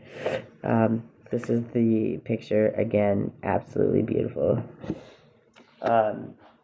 The Lemurian people are said to have been androgynous, meaning they are not a specific gender. As they were only partially formed in the physical realm, they did not inhabit a paradigm of duality. They were a perfect balance of what became masculine and feminine energy as it densified in physical form. We all hold a mix of masculine and feminine energies within us. Masculine energy is more about focus in a forward direction, while feminine energy is more holistic and peripheral. Masculine energy is that of logistics and actioning desires into being, and it has more of a controlled and rigid vibration. Feminine energy is freer flowing, nurturing, creative, and receptive. Thank you, Spirit. Both sides are to be celebrated, but in our efforts to rebalance, inequality and prejudice can occur. In the current paradigm, masculine and feminine energies are imbalanced as our global culture is largely patriarchal and strongly influenced by masculine energy. Efforts to revitalize the feminine flow have been incrementally shifting the balance over the last century. It is time to calm mind-based intellect, scientific data, linear direction, and the acquisition of power. To have an optimal human experience, we must embody a balance of masculine and feminine energies. We can daydream in receptive fluidity and then action our ideas into reality. We can be soft and nurturing and also firm and direct as needed. We can be determined, compassionate, grateful, vulnerable, visionary, and strong. There can be focus and free flow. We may not draw on these energies simultaneously, but when we access both equally, we can be truly powerful, centered beings. When we bridge the duality within ourselves, we can seed more balance in the outer world. Welcome back, Worm. This card invites you to look at masculine and feminine energy from a more balanced perspective. Is the situation at hand the more masculine side of the spectrum? Can it be tempered with feminine energy? Vice versa. Would the addition of masculine energy bring balance? What needs to happen to form a more holistic and equalized foundation? Do you normally hold a position of one extreme? How might you balance this so you can experience a more optimized state of being?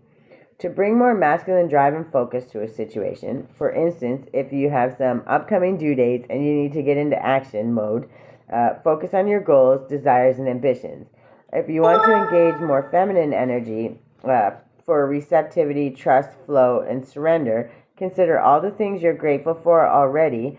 Feel the warmth and gratitude and comfort of knowing everything is divinely perfect just the way it is. And it's true. It's only when we live in the present, we stop everything from being what people decide, right? And we decide. And in this moment, right here, right now, I'm safe. Thank you, Spirit.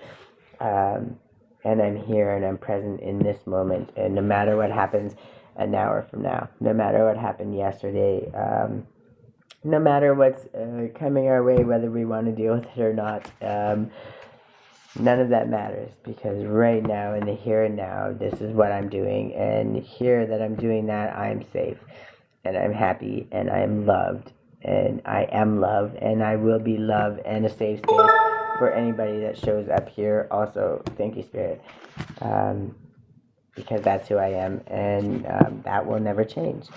No matter what the world throws at me, they're not going to tell me how I can feel or what I can believe or what I can share with the world. They don't get to tell me that. So as long as I can still make those decisions, I can literally do anything I want, period. Thank you, Spirit.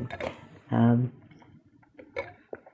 I'm going to do what makes me happy and hopefully what helps people along the way. And what helps me share Spirit's message, because they know exactly what needs to be taught and what needs to be shared and who needs to hear it. Because the goal is waking people up and doing it with love. Nobody wants to be woke up from shame or humiliation or trauma. Like, there's been enough of that in this fucking world. Every day in, day out. It's just more and more and more. Nobody wants that. And Spirit definitely doesn't want to wake people up. with all the drama and all the stuff, it's going on. It never stops. You can always pull it up, but if we can wake people up with little ways of self-love, so they can heal in a more gentle, and loving way, or just knowing that they can go somewhere and show up and know that I'm gonna thank you, Spirit, that I'm gonna be there with open arms, no judgment, in a safe space where they know they can just get a little bit of love and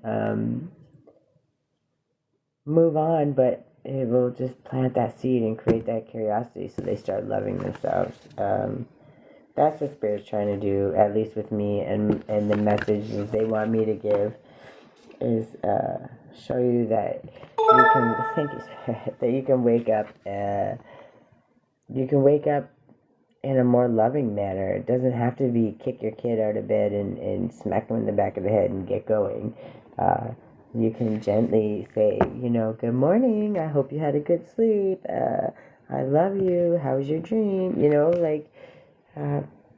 There's a much better, kinder way to do it. And if I'm not always sweet and sensitive. If I gotta say it like it is, or I gotta cuss like a sailor to get the point across, I'm gonna do it, because you get the good, the bad, the ugly. But I'm always gonna try to do it from a point of love and compassion, and not trying to hurt somebody or cause some kind of trauma or fear, because we get enough of that in the world, and we definitely don't want to do that. Sorry, my ear is itchy. Okay, Spirit, tell me about it quickly.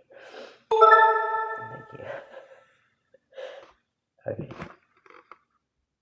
Okay, so anyways, the reason that was brought up was that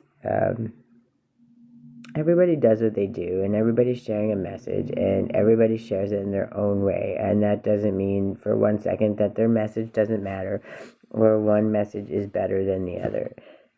What does matter is these messages, however they are, they're being given the way the people need to hear them. The people that I'm needed to wake up. Good morning, Canadian Dweeb.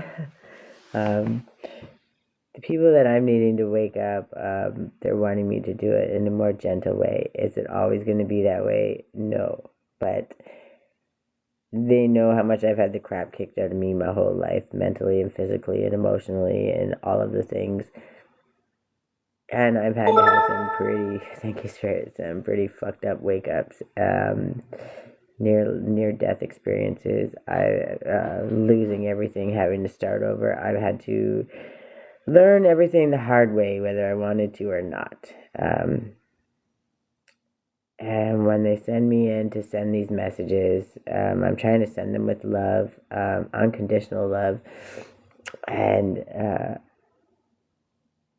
really, truly, I'm hoping to thank you, Spirit, 111 on the clock. I'm hoping to wake people up in a more gentle way and make them understand that you can do it in so many better ways and heal yourself without having to learn the hard way. I was stubborn, and I was really traumatized. PTSD, complex PTSD, is probably more closer to what my situation would be. Very complex. Thank you, Spirit. And it is what it is. And I learned, and I had to heal. I had to cope and heal and everything by myself. Not by myself, like with God and my spirit team, but like on the 3D realm, completely by myself. And not only did I have to heal like that, I had to heal while people were still attacking me and kicking. Thank you, Spirit. Attacking me and kicking me while I was down. And welcome back, Marilyn. So it's one thing to have to heal, have to cope on your own and figure out the way to heal, especially to heal enough so you can hear your spirit team and your guides. So it's not that they weren't there, it's that I didn't even know how to access them, right? But it's a whole one thing to have to do that, and it's a whole nother thing to, thank you, you gotta let me spit it out, Spirit. It's a whole nother thing to have to heal yourself while you're literally getting the shit kicked out of you still constantly at any given moment by all of these people that want to keep you down. People, places, things. It's a lot. And I've had to do it the hard way my whole fucking life. And I just, when I send it out and when I'm sending these messages, and thank you, Spirit, and the reason they want me here doing it like this, trying to make it a little bit fun, trying to have a laugh, trying to be calm and caring and loving, unconditionally, non-judgmental, is for the purpose of you not having to be woken up and having to heal in the same shitty way that I had to, because I know even how traumatic that is, and how hard it is to trust, and how hard it is to, thank you, Spirit, to open your mind and allow yourself to be when you're constantly just trying to protect yourself, because you never know where the next kick is going to come from. And I've had to not only endure that, I've had to overcome it. And I managed, so with God's help and my spirit team, I managed to overcome it. I'm still overcoming it, but I managed to overcome it with compassion for everyone else, but never for myself. And now that I'm learning the compassion for myself and how desperately I needed that, the whole journey, and I never got it until just recently, learning that and understanding that, like, not just understanding, understanding that, how desperately I needed that, is why it's so clear to me thank you, Spirit, why I need to show up and try to give these messages with love, no matter what your stage of the game. So please just understand that when I say the things that I do, or I get sidestepped or brought into these moments, I'm not doing it for a pity me or a save me, or I don't even know what you're supposed to do. Share my lives, give me, donate. I don't even know. Whatever it is that they do, there's a list of all the things that you're supposed to do, and I don't ask for that because I'm not giving for any reason but what I can give and what I'm passionate about, and I don't think that's going to change ever. Will the how I do it or what the message is change? Probably, pretty much every day it will change to a certain extent. Thank you, Spirit. But the core of it all is about me being a safe space, is about me showing up for me first and then for you. I'm showing you another way so you can learn without such a traumatic, just having to endure such tragedy before you have to learn. If we can learn in ways that are a little less tragic and a little more able to have a safe space to vent or to show up, or just know that even if you got nothing left, if you show up and I'm on here, you're just going to get a little bit of love and a little bit of strength to take with you just to get through the day. That's kind of what I'm here for. So, and of course, because I'm starting to love myself too, and in loving myself, I'm starting to become proud of myself. And thank you, Spirit, and happy that I'm finding my purpose little by little. And it may not be my be-all and end-all in my purpose, but I'm here and I'm standing on my purpose, and I'm standing 10 toes down because I believe in it so wholeheartedly that I don't care if I never make a penny from it. Like, I don't. I will get another job and I will still keep doing this because it took me so long to learn, thank you, Spirit, to learn how to get here and to truly understand what the hell it means. And that was some big questions, and they plagued me my whole life because I always knew there was something, and this may not be all of it, but this is a big part of the something, and I'm here, and I'm showing up, and I'm showing up for me, and I'm showing up for you, and I'm showing up for Spirit. Thank you, Spirit. And when I get sidetracked and all these things, just know that there was a message and you needed to hear it. Maybe I needed to hear it too. Who knows? All right, reclaim your energy. When we embrace an energy-aware lifestyle, we start to notice when we feel drained and ungrounded. We may feel flat or out of our center after spending time with certain people or places. Thank you, Spirit. Our energy is our responsibility, and how we give it away becomes a conscious choice as we step into empowerment. But what about the fragments of self we gave away before we came to this awareness? Yes, it is possible to recover and restore yourself to wholeness. In a shamanic practice, recapturing and reuniting with lost fragments of ourselves is called recapitulation. Even when we become aware of the patterning that unnecessarily chews up our energy, thank you, Spirit, we may still feel drained by certain people or situations. When we grow our awareness further or take note of the triggers, we see it is always our choice where our energy goes, although it might not feel that way. We may feel we need to give to the people we most care about in a way that depletes us. We may hold a subconscious sense of obligation to others or a belief that our own needs cannot be met until we have taken care of everyone else. Hi, Kenzie.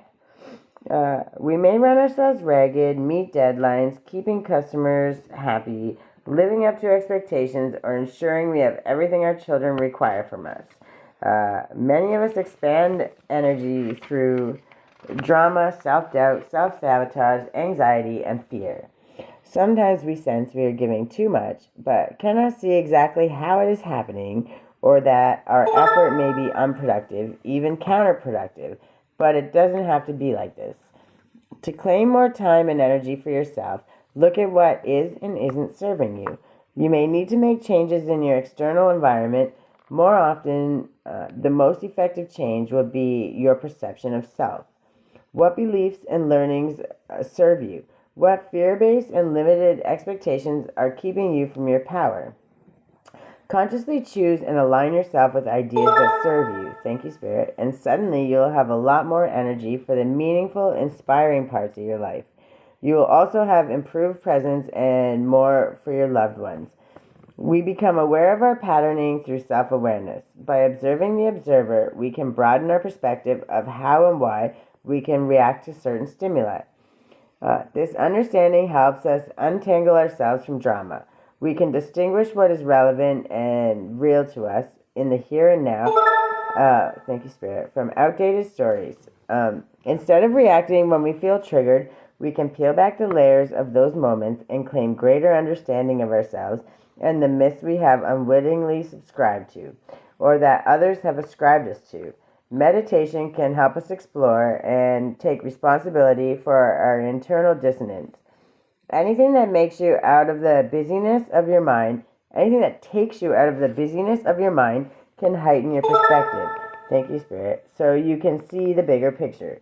There are other contributors to energy depletion, such as not having enough healthy food or sleep. Diet and lifestyle are usually easier to rebalance than our self-beliefs. Illness in environments that affect self-esteem or where our soul does not feel at home or safe are other factors. We may need outside help to reclaim our energy, but having an awareness of what is required is a step closer to being able to fix the problem, and can start the healing process. When you are going through tough times, doing something that makes the soul rejoice, even something small, is extremely helpful in boosting your energy levels. Lots. I've been on since this morning. We've been talking about I did the review and all that, and they decided that not having any income in the last month was not a valid excuse for not paying their rent. I was like, okay, 1:22 o'clock. Sorry, I'm laughing because I mean, if there isn't more of a valid excuse ever, I don't know what is, but so I'll be lucky if I make it to the 11th before they come with the sheriff, and hopefully I make it to the 11th because at least I'll have a little bit of money and I can rent a motel or something. I'm unpacking my suitcases. So if you got any big suitcases, I'd like to borrow a couple. That'd be great.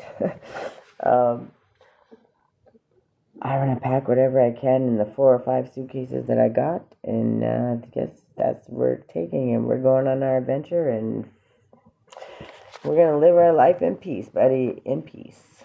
We're not gonna let them take and bully me or take me out of my peace. It took me way too long to 1, 2, 3 on the clock. Thank you, Spirit. Took me way too long to acquire it, to let some big bullies take it away from me. And then I realized I was breaking a 21-day cycle of the narcissist empath cycle. And what I'm doing right now is hopefully breaking that cycle. At least breaking the biggest part of the cycle. And I know there's so many levels. Thank you, Spirit. And the fact that you confirmed that but didn't confirm the other shit tells me that there's still more cycles with the narcissist, for fuck's sakes. I'm sorry, I have to laugh because there's so many cycles with the narcissist. It's ridiculous. It's exhausting. Yeah, so anyways, if you got any big suitcases I can borrow for a week or two, that'd be great. Whatever fits in the 4 suitcases and a couple baskets I got, we're taking it, and we're gonna go live our life and tell them to go fuck themselves, basically, but with peace and love. We're not gonna hold grudges. We're gonna let the accountability fall where the accountability lies, and understand that they literally threw me out of a house and bullied me over $850. Which is pretty fucking disgusting. Thank you, Spirit, for the confirmation, especially in the middle of winter. That'd be great. But yeah, imagine a place that empowers low-income families, an organization that collects millions of dollars in subsidy every month.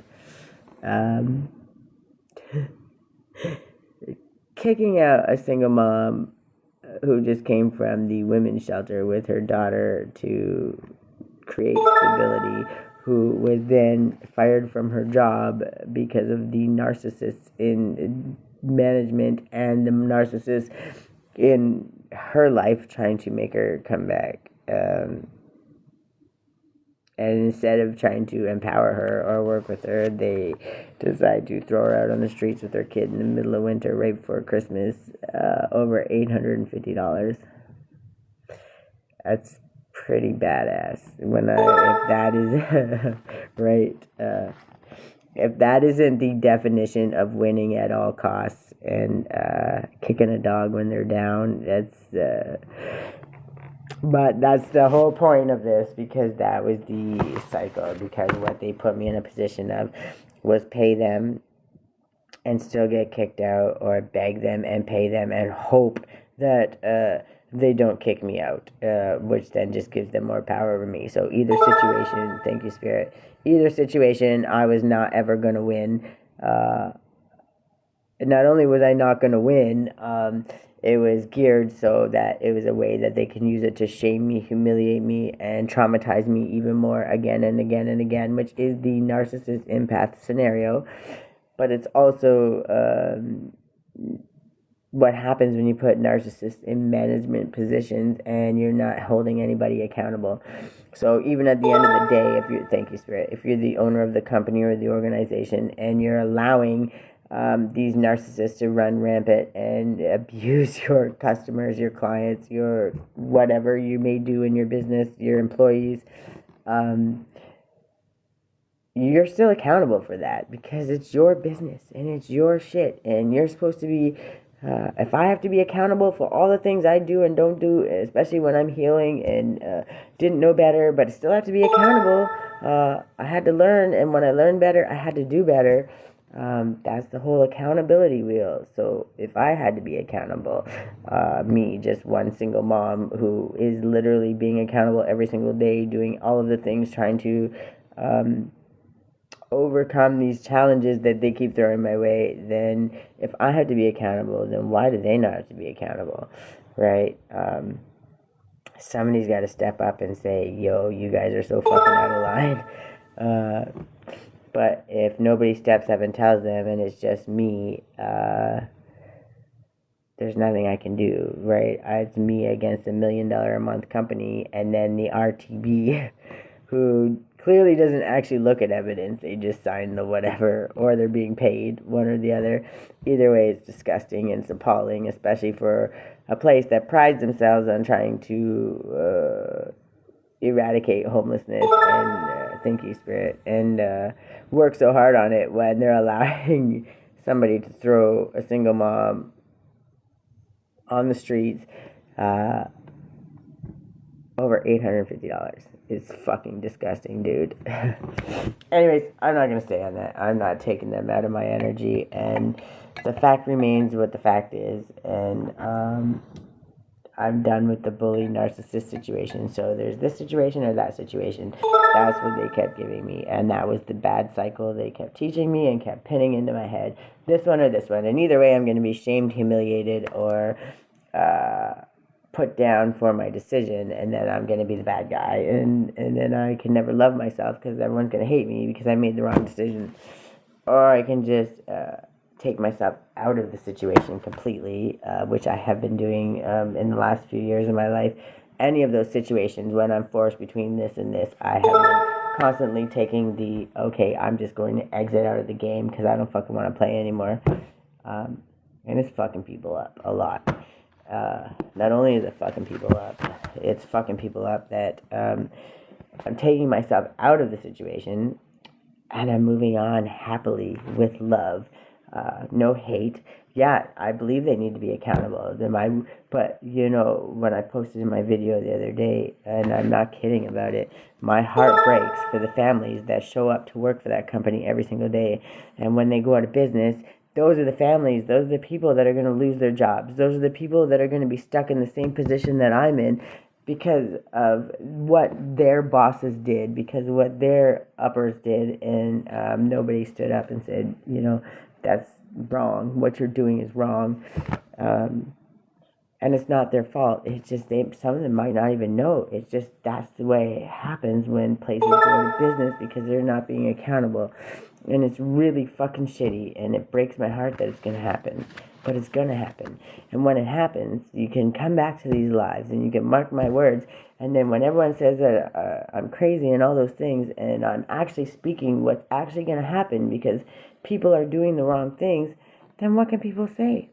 And when I speak them and they actually happen, and you know that I'm not doing anything but walking away from the situation. And even I tried to fight it in court, and the court literally found that me not receiving any income, no matter what the reason was not a valid reason for me not to pay the rent. Well, no shit. Obviously, I'm not asking you to pay the rent for me. What I'm saying is, if I had it, I would have paid it to you. And when I get it, I will pay it to you. But until then, work with me. But they didn't want to do that. They wanted to kick me in the face over and over and over. So, thank you, Spirit. 1:31 on the clock. So I'm speaking my truth. I'm going to master my own universe and my own world. And I'm going to exit out of this scenario because I'm not going to allow them to beat me down or steal my peace or rob my joy or humiliate me or shame me over something that was beyond my control. When things are beyond your control and they happen, that's what these resources and all these things are supposed to be there for. That's what these organizations are supposed to be for. That's what they take pride on. That's what their whole thing, their whole mission statement is about in their whole world, what they're supposed to be doing. And their actions show that they do exactly the opposite, which is just absolutely devastating. It's soul crushing. And not for me anymore. I did the crying. I did the worrying. I did all of the things. What I am is I'm excited. Yeah, you always show up every time I go to go pee, you manage to show up at my door. I'm like, are you for real right now? Anyways, yeah, in a little bit. I gotta get Grace and shit first, and yeah, maybe you can hang out with Grace a little bit while I pack some of these suitcases. Because at the very least, I want to have most of the important stuff and the stuff with memories. Thank you, Spirit. The things that matter to me. Our necessities are clothes. Because when we have to walk out of here, I have to leave everything that I've accumulated again, and it's fucking exhausting, dude. But it is what it is, and I'm not gonna let them bully me, and I'm not gonna be ashamed because every fucking thing I did with my best intention, and it just makes me sick to my stomach. 1:33 on the clock. It makes me sick to my thank you, Spirit. It makes me sick to my stomach that I have to even defend the reason that I'm doing this. Because I didn't want it to come to this. I wanted to work together so we could overcome it. And right now, I'm literally just praying that my income comes before the sheriff. And if not, I might be bringing my suitcases to your house for a day or two while I take my kid to the shelter with me. I don't know. Like, it's just fucking ridiculous. I'm not going to think like that. The thing is, God's not going to let me fall. And no matter what, no matter what it is or how it happens, He's going to very clearly let people know how I've been being treated is unfair. So He's not going to let me fall, and He's not going to let me homeless on the street. I've already been creating a plan, so thank you, Spirit. And in creating those plans and making the action steps that I need to do to overcome this,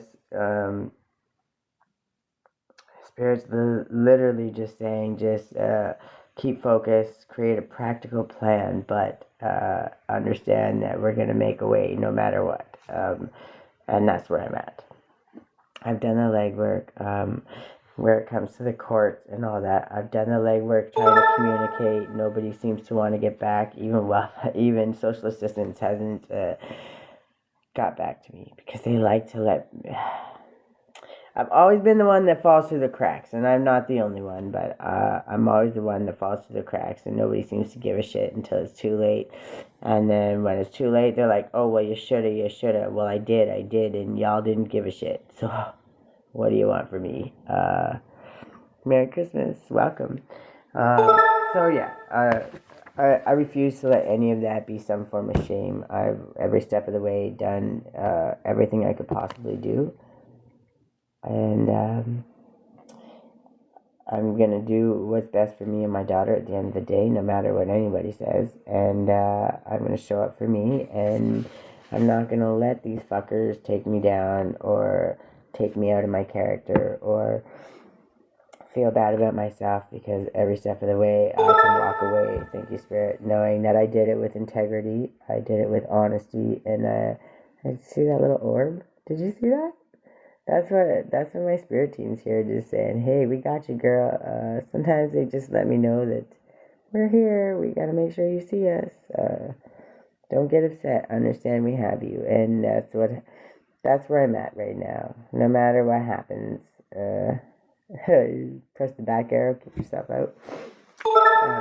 Yeah, that was the spirit confirming you kicked yourself out. That's funny. But yeah, I'm not going to be ashamed for anything because I didn't do anything wrong. And I'm going to be proud, and I'm going to stand strong. I'm going to stand tall. And my kid's going to see this as an adventure. And no matter where we go, somehow, some way, that Christmas tree is coming with us. And we're going to put it up wherever we go. And Santa's still going to find us. And she's still going to go to school. And she's still going to do... Because if there's one thing about making a way, I don't care if we got to take the bus, if I got to put her on my shoulders and carry her every day. I'm going to get her where she needs to be. And nobody's going to put fear into me anymore. I'm not scared. I know I will overcome literally every fucking situation they throw my way.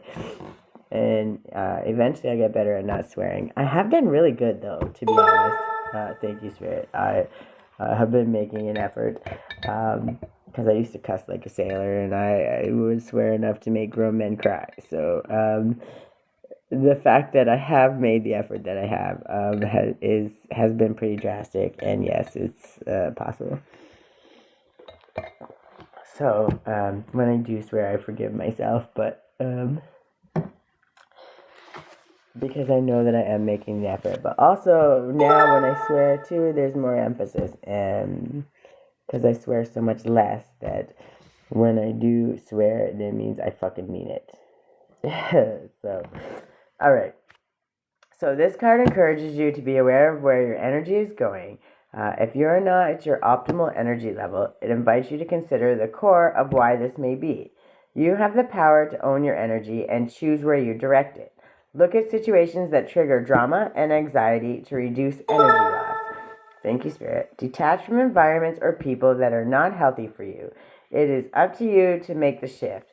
Victim mentality is no help, so realize you have the power to transform your life and choose healing and self-empowerment. It's time to kickstart the upward spiral and abundant energy and soul presence. And then we got one last one, stepping through. And this one's a new one. That's why I wanted to read it. But I gotta hurry because I gotta get ready to get Grace soon. I know. You're keeping me on track. Well, off track, but on track at the same time.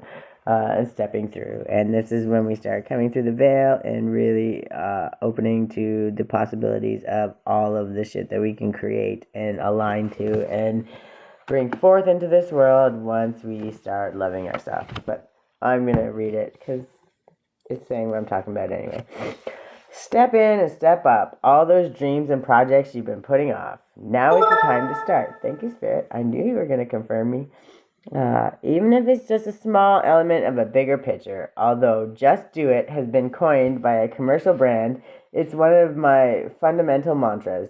We will always have a myriad reasons why today isn't the day, but remember, opportunity dances with those already on the dance floor. H. Jackson Brown Jr.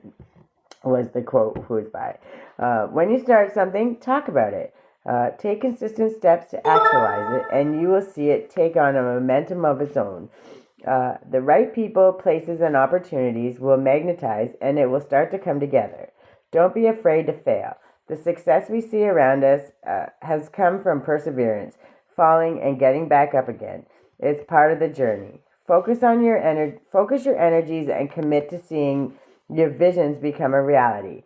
You are human, so set reasonable expectations and know that when you apply yourself, you can make amazing things happen. Building a dream can seem overwhelming, but if you break it down and make a plan, you will gracefully find a way through. And that's what I was talking about.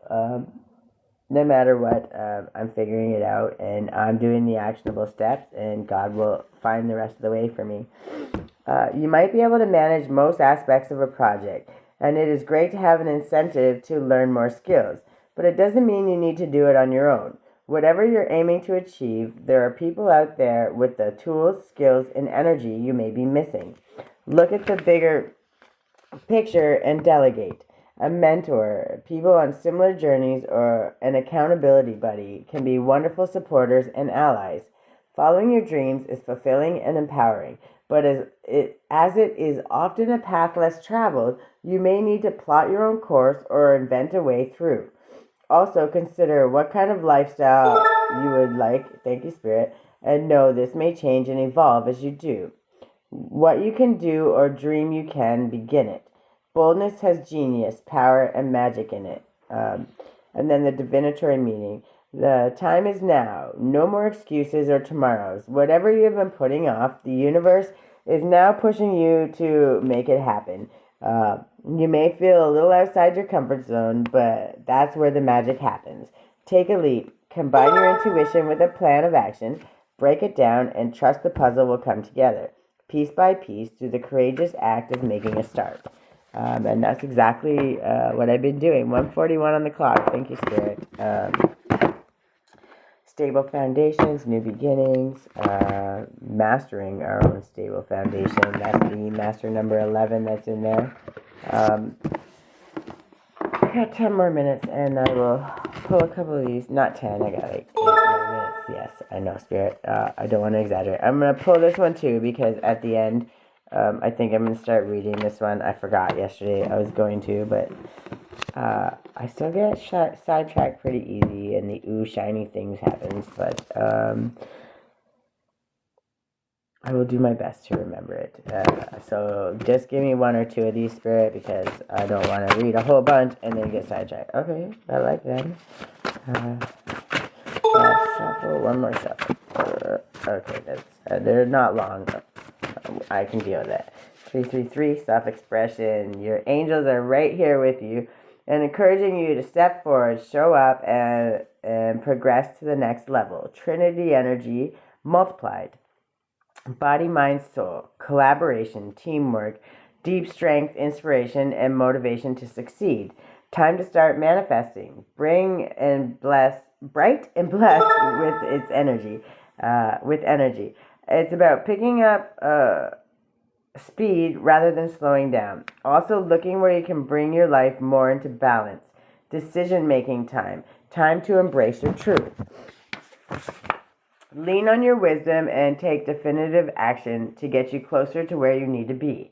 3 is known as the number of master builder, positive energy, and the act of doing, uplifting others around you, and maintaining a sense of equilibrium no matter what. Right? Completing the circle. It's a special and lucky number. Our angels are watching over us and willing our dreams to come to fruition. 333 is the perfect number. Pythagoras linked to Mercury and Gemini. Communication and connection.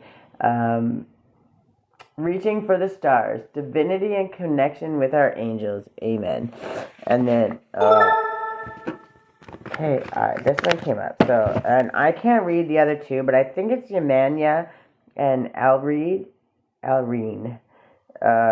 616, Lakshini, Artemis, White, 404, Taya or Tava, 242, and 313. And the reason I'm reading that is because this is a weird random one, but it came up and it was... sometimes it's just codes, and people stop in for the codes. 144 on the clock. Thank you, Spirit. Light codes, clues, puzzle pieces. If you know, you know. 144 on the clock was clarification enough for me, so thank you, Spirit. Hopefully they go back and find it. And then we got, the undeniable hand of God is moving in my life, and I am grateful every day for all of the wonderful lessons He is teaching me along the way. And then 1202 number. Going to teach others how to change and heal. I love that. Thank you, Spirit. I wrote that like a year ago. I love that so much. Romans 8:28. And we know that all things in God work for the good of those who love, who have been called according to His purpose. Ooh, you're not playing today. And then earth signs. Be grateful. Earth signs, be grateful. Was that was that meant to be like that, or just be grateful, or just earth signs should be grateful? The way it was said sounded kind of like that. You're not going to confirm, but you know, I know what you were intending, so thank you, Spirit. Thank you, Spirit. I'm going to get a giggle, just a little one. Meditate, meditate, meditate. Yoga, meditation, and inner healing. Very, very huge. And I can't wait to get to a space where I can relax and actually fucking do some of that. Psalms 91, it's been talked about a lot, but anything you want to praise with or understand or look for motivational, cheerful ways to thank yourself, to become gratitude, to know your power, empower yourself. Anything Psalms is pretty much it. But Psalms 91 is obviously one that we all need to look at. And then the weapon equals operating at my most authentic timeline. I can't believe I wrote these and they're so fitting now, because back then I didn't even know. I didn't understand, but I wrote them. They came to me randomly. So I think I'm collecting some of my downloads as I go, which is kind of interesting. Okay, inner work. God brings me my ideal situations for my inner healing. As I become aware of my weaknesses, I turn them into strengths. I direct my thoughts towards the light and see the positive side of every stage of my life. Darkness turns into courage. Thus, I get stronger. Thank you, Spirit. And then, with everyone I encounter, I also put my faith in your pure love for me. So much so, you allow me to receive the love and true abundance you know I deserve. And then before I go, this is the one I'm going to start trying to do at the end, because we always want to keep that balance. It's for soul retrieval, calling back your power, cutting cords, and it helps us call back our power and disconnect. And when people hold those connections, sometimes that's when they can drain your energy, and that's when they take from you. Sometimes they don't even realize they're doing it. So we're not going to blame anybody. We're not going to judge. We're just going to do this so it helps keep our spiritual hygiene on a kind of on par and on a better thing, so my spirit team doesn't have to do so much damn work protecting me. They don't have to work so hard. And thank you, Spirit. And yeah, just it's better practice for all of us. Anyways, it's a good thing to do. We don't always have to do it, but we really should. And if we do, we can just avoid a lot of other shit that we don't need to deal with. Welcome, Lauren. So it is, I call back any lost soul fragments, power, or light now. Any vows, soul contracts, hexes, or programs from the past or present, from this life or others that are not in the highest good of all, I relinquish now. Any power or light that I have willingly or unwillingly given away or had taken from me, I call back now. Any cords or attachments from this life or others, I release now for the highest good of all. And so it is, and so it is, and so it is. And if we make a little more of an effort to do that at the end, or when we're done dealing in situations, any situations, when you go into community situations or places where the energy can get draining, you're not only helping yourself, you're helping others who don't even understand that process is happening. So you're not only doing your part as a good Samaritan, you're helping those who maybe just don't know either. Hi, Ovana. I'm just about to get off here because I gotta go get my daughter, but this one came back up, was here, and I want to write this one down for my own self, but I was called to read it again before I leave. So, the perfect man of old looked after himself before looking to help others. Hi, Aben. Take some time to be outside this evening. Breathe in the fresh air and breathe out the stresses of the day. Watch the sunset or reflect on the vastness of the universe as you stargaze. Enjoy Mother Nature and all she has to offer. I was called to read that again, so somebody needs to take a moment and do that. I definitely do, which is why I left the card out. I'm going to do a couple Archangel cards. I'm going to run out of time. I'm walking, so I can walk fast. Low self-esteem is like driving through life with your handbrake on, and that's by Maxwell Maltz. Compose a letter to your future self. Who do you think you'll be in 10 years from now? And if that's not manifesting your brightest dreams, I don't know what is. Okay, let me get a couple. I didn't do the crystals or nothing today. We're not going to fuck around. But I do want to get a couple Archangel cards because they really have been speaking and they've been showing up strong for me in the last, forever, but lately. And they've really been helping me, guide me, and they're really helping me break a huge, huge cycle right now with compassion and love. And I don't think they get nearly enough gratitude and enough recognition for all of the shit that they do for us. So there's just a couple. One more. You want to? Two more shuffles. Are they the ones that we're focusing on today? And I'm okay with that. Okay, a couple ones to sneak out. Okay, we got. I asked, eh? I had to ask. It's my own fault. Okay, so, yeah, 1:51 on the clock. Spirit confirming that I asked, so, I get what I get. But, we got Archangel Faith. With faith, you are invincible. Believe in yourself. And that's so true. Archangel Gersisa or Gersiza, and I don't know how I'm pronouncing that. I wish they did the thing that shows you. Create a solid spiritual foundation.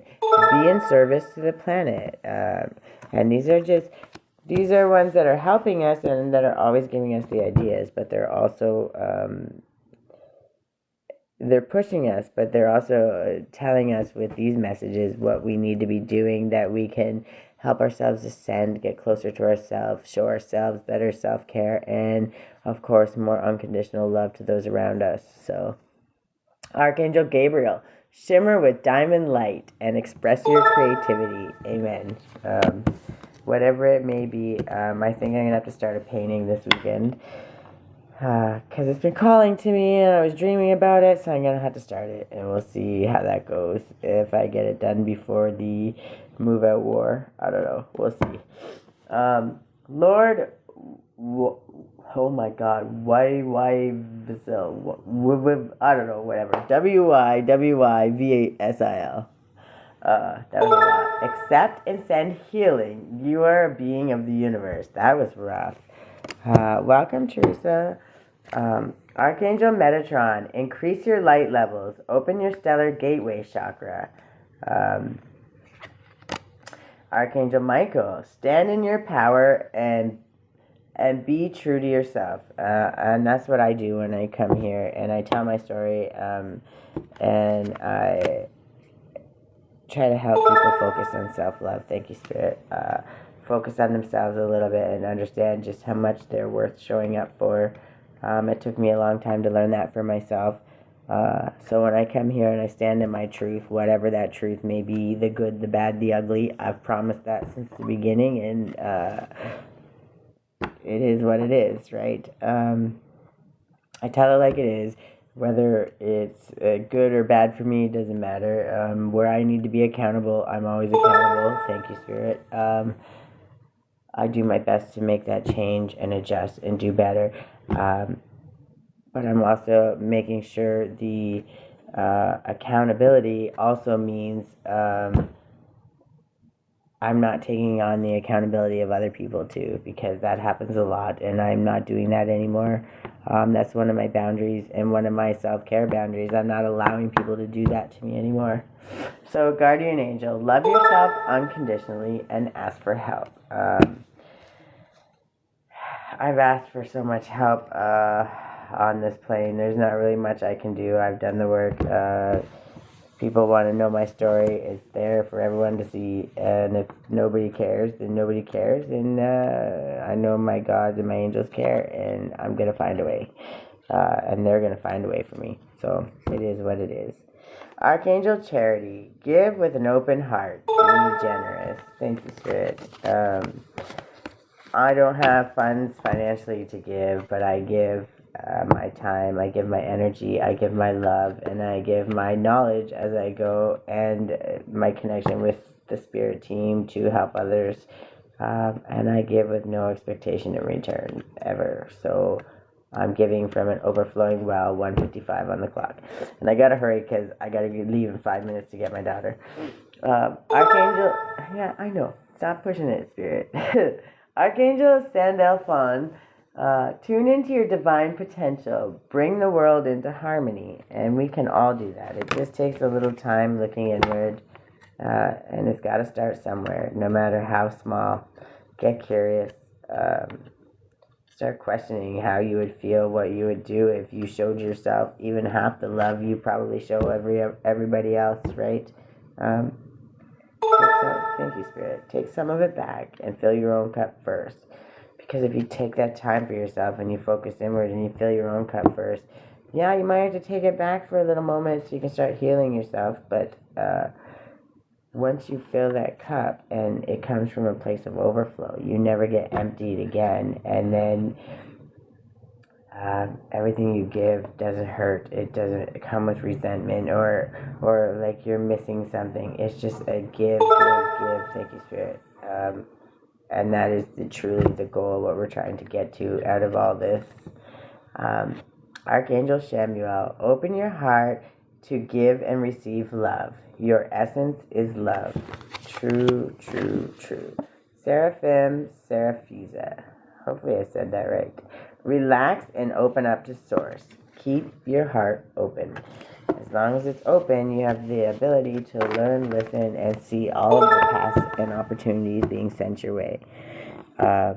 So I thank everybody that came, even for a little bit. I know a lot of people pop in and out, get their messages, small little bits at a time. I know a lot of people don't know my story or just kind of learning about me or whatever. They're all back there. You can go back right to my beginning stories, not just the little videos with the filters. They're just my little fun whatever times. But thank you, Spirit. But if you go back, I have videos that tell you all about my life. Not all of the traumas, but you can see my journey for yourself for a lot of it, and see where I've come and what I've overcome, and how far I've come on every level of the game. So you can make your judgments or whatever you decide. That's not my business what you think of me, but what is my business is sharing what I believe to be so true and something I'm so passionate about, and it's self-love. So if you want to come back and get a message tomorrow, come get a message. Come sit with me, put our face mask on. We can dream we're in some spa somewhere, living the dream, while we get some angel messages and some motivational things for the day. Tell some stories and really truly just share some love and some ideas on how we can get closer to ourselves and celebrate ourselves more, so it's a little less painful when we're giving everything we have. We don't have to do that anymore. We can give from a place of overflow and never hurt ourselves or never take from ourselves to the point of depletion, and that is the goal. Thank you, Spirit. Okay, I gotta go. It's 2 o'clock. I gotta get my ass in gear. Everybody have a good day, and I will see you tomorrow. And oh my God, I gotta stop staying so late. Spirit, you gotta work with me a little better, but I don't know how to turn it off. Of course it's not gonna work. Why isn't it? Oh, because my phone's broke. Dirt.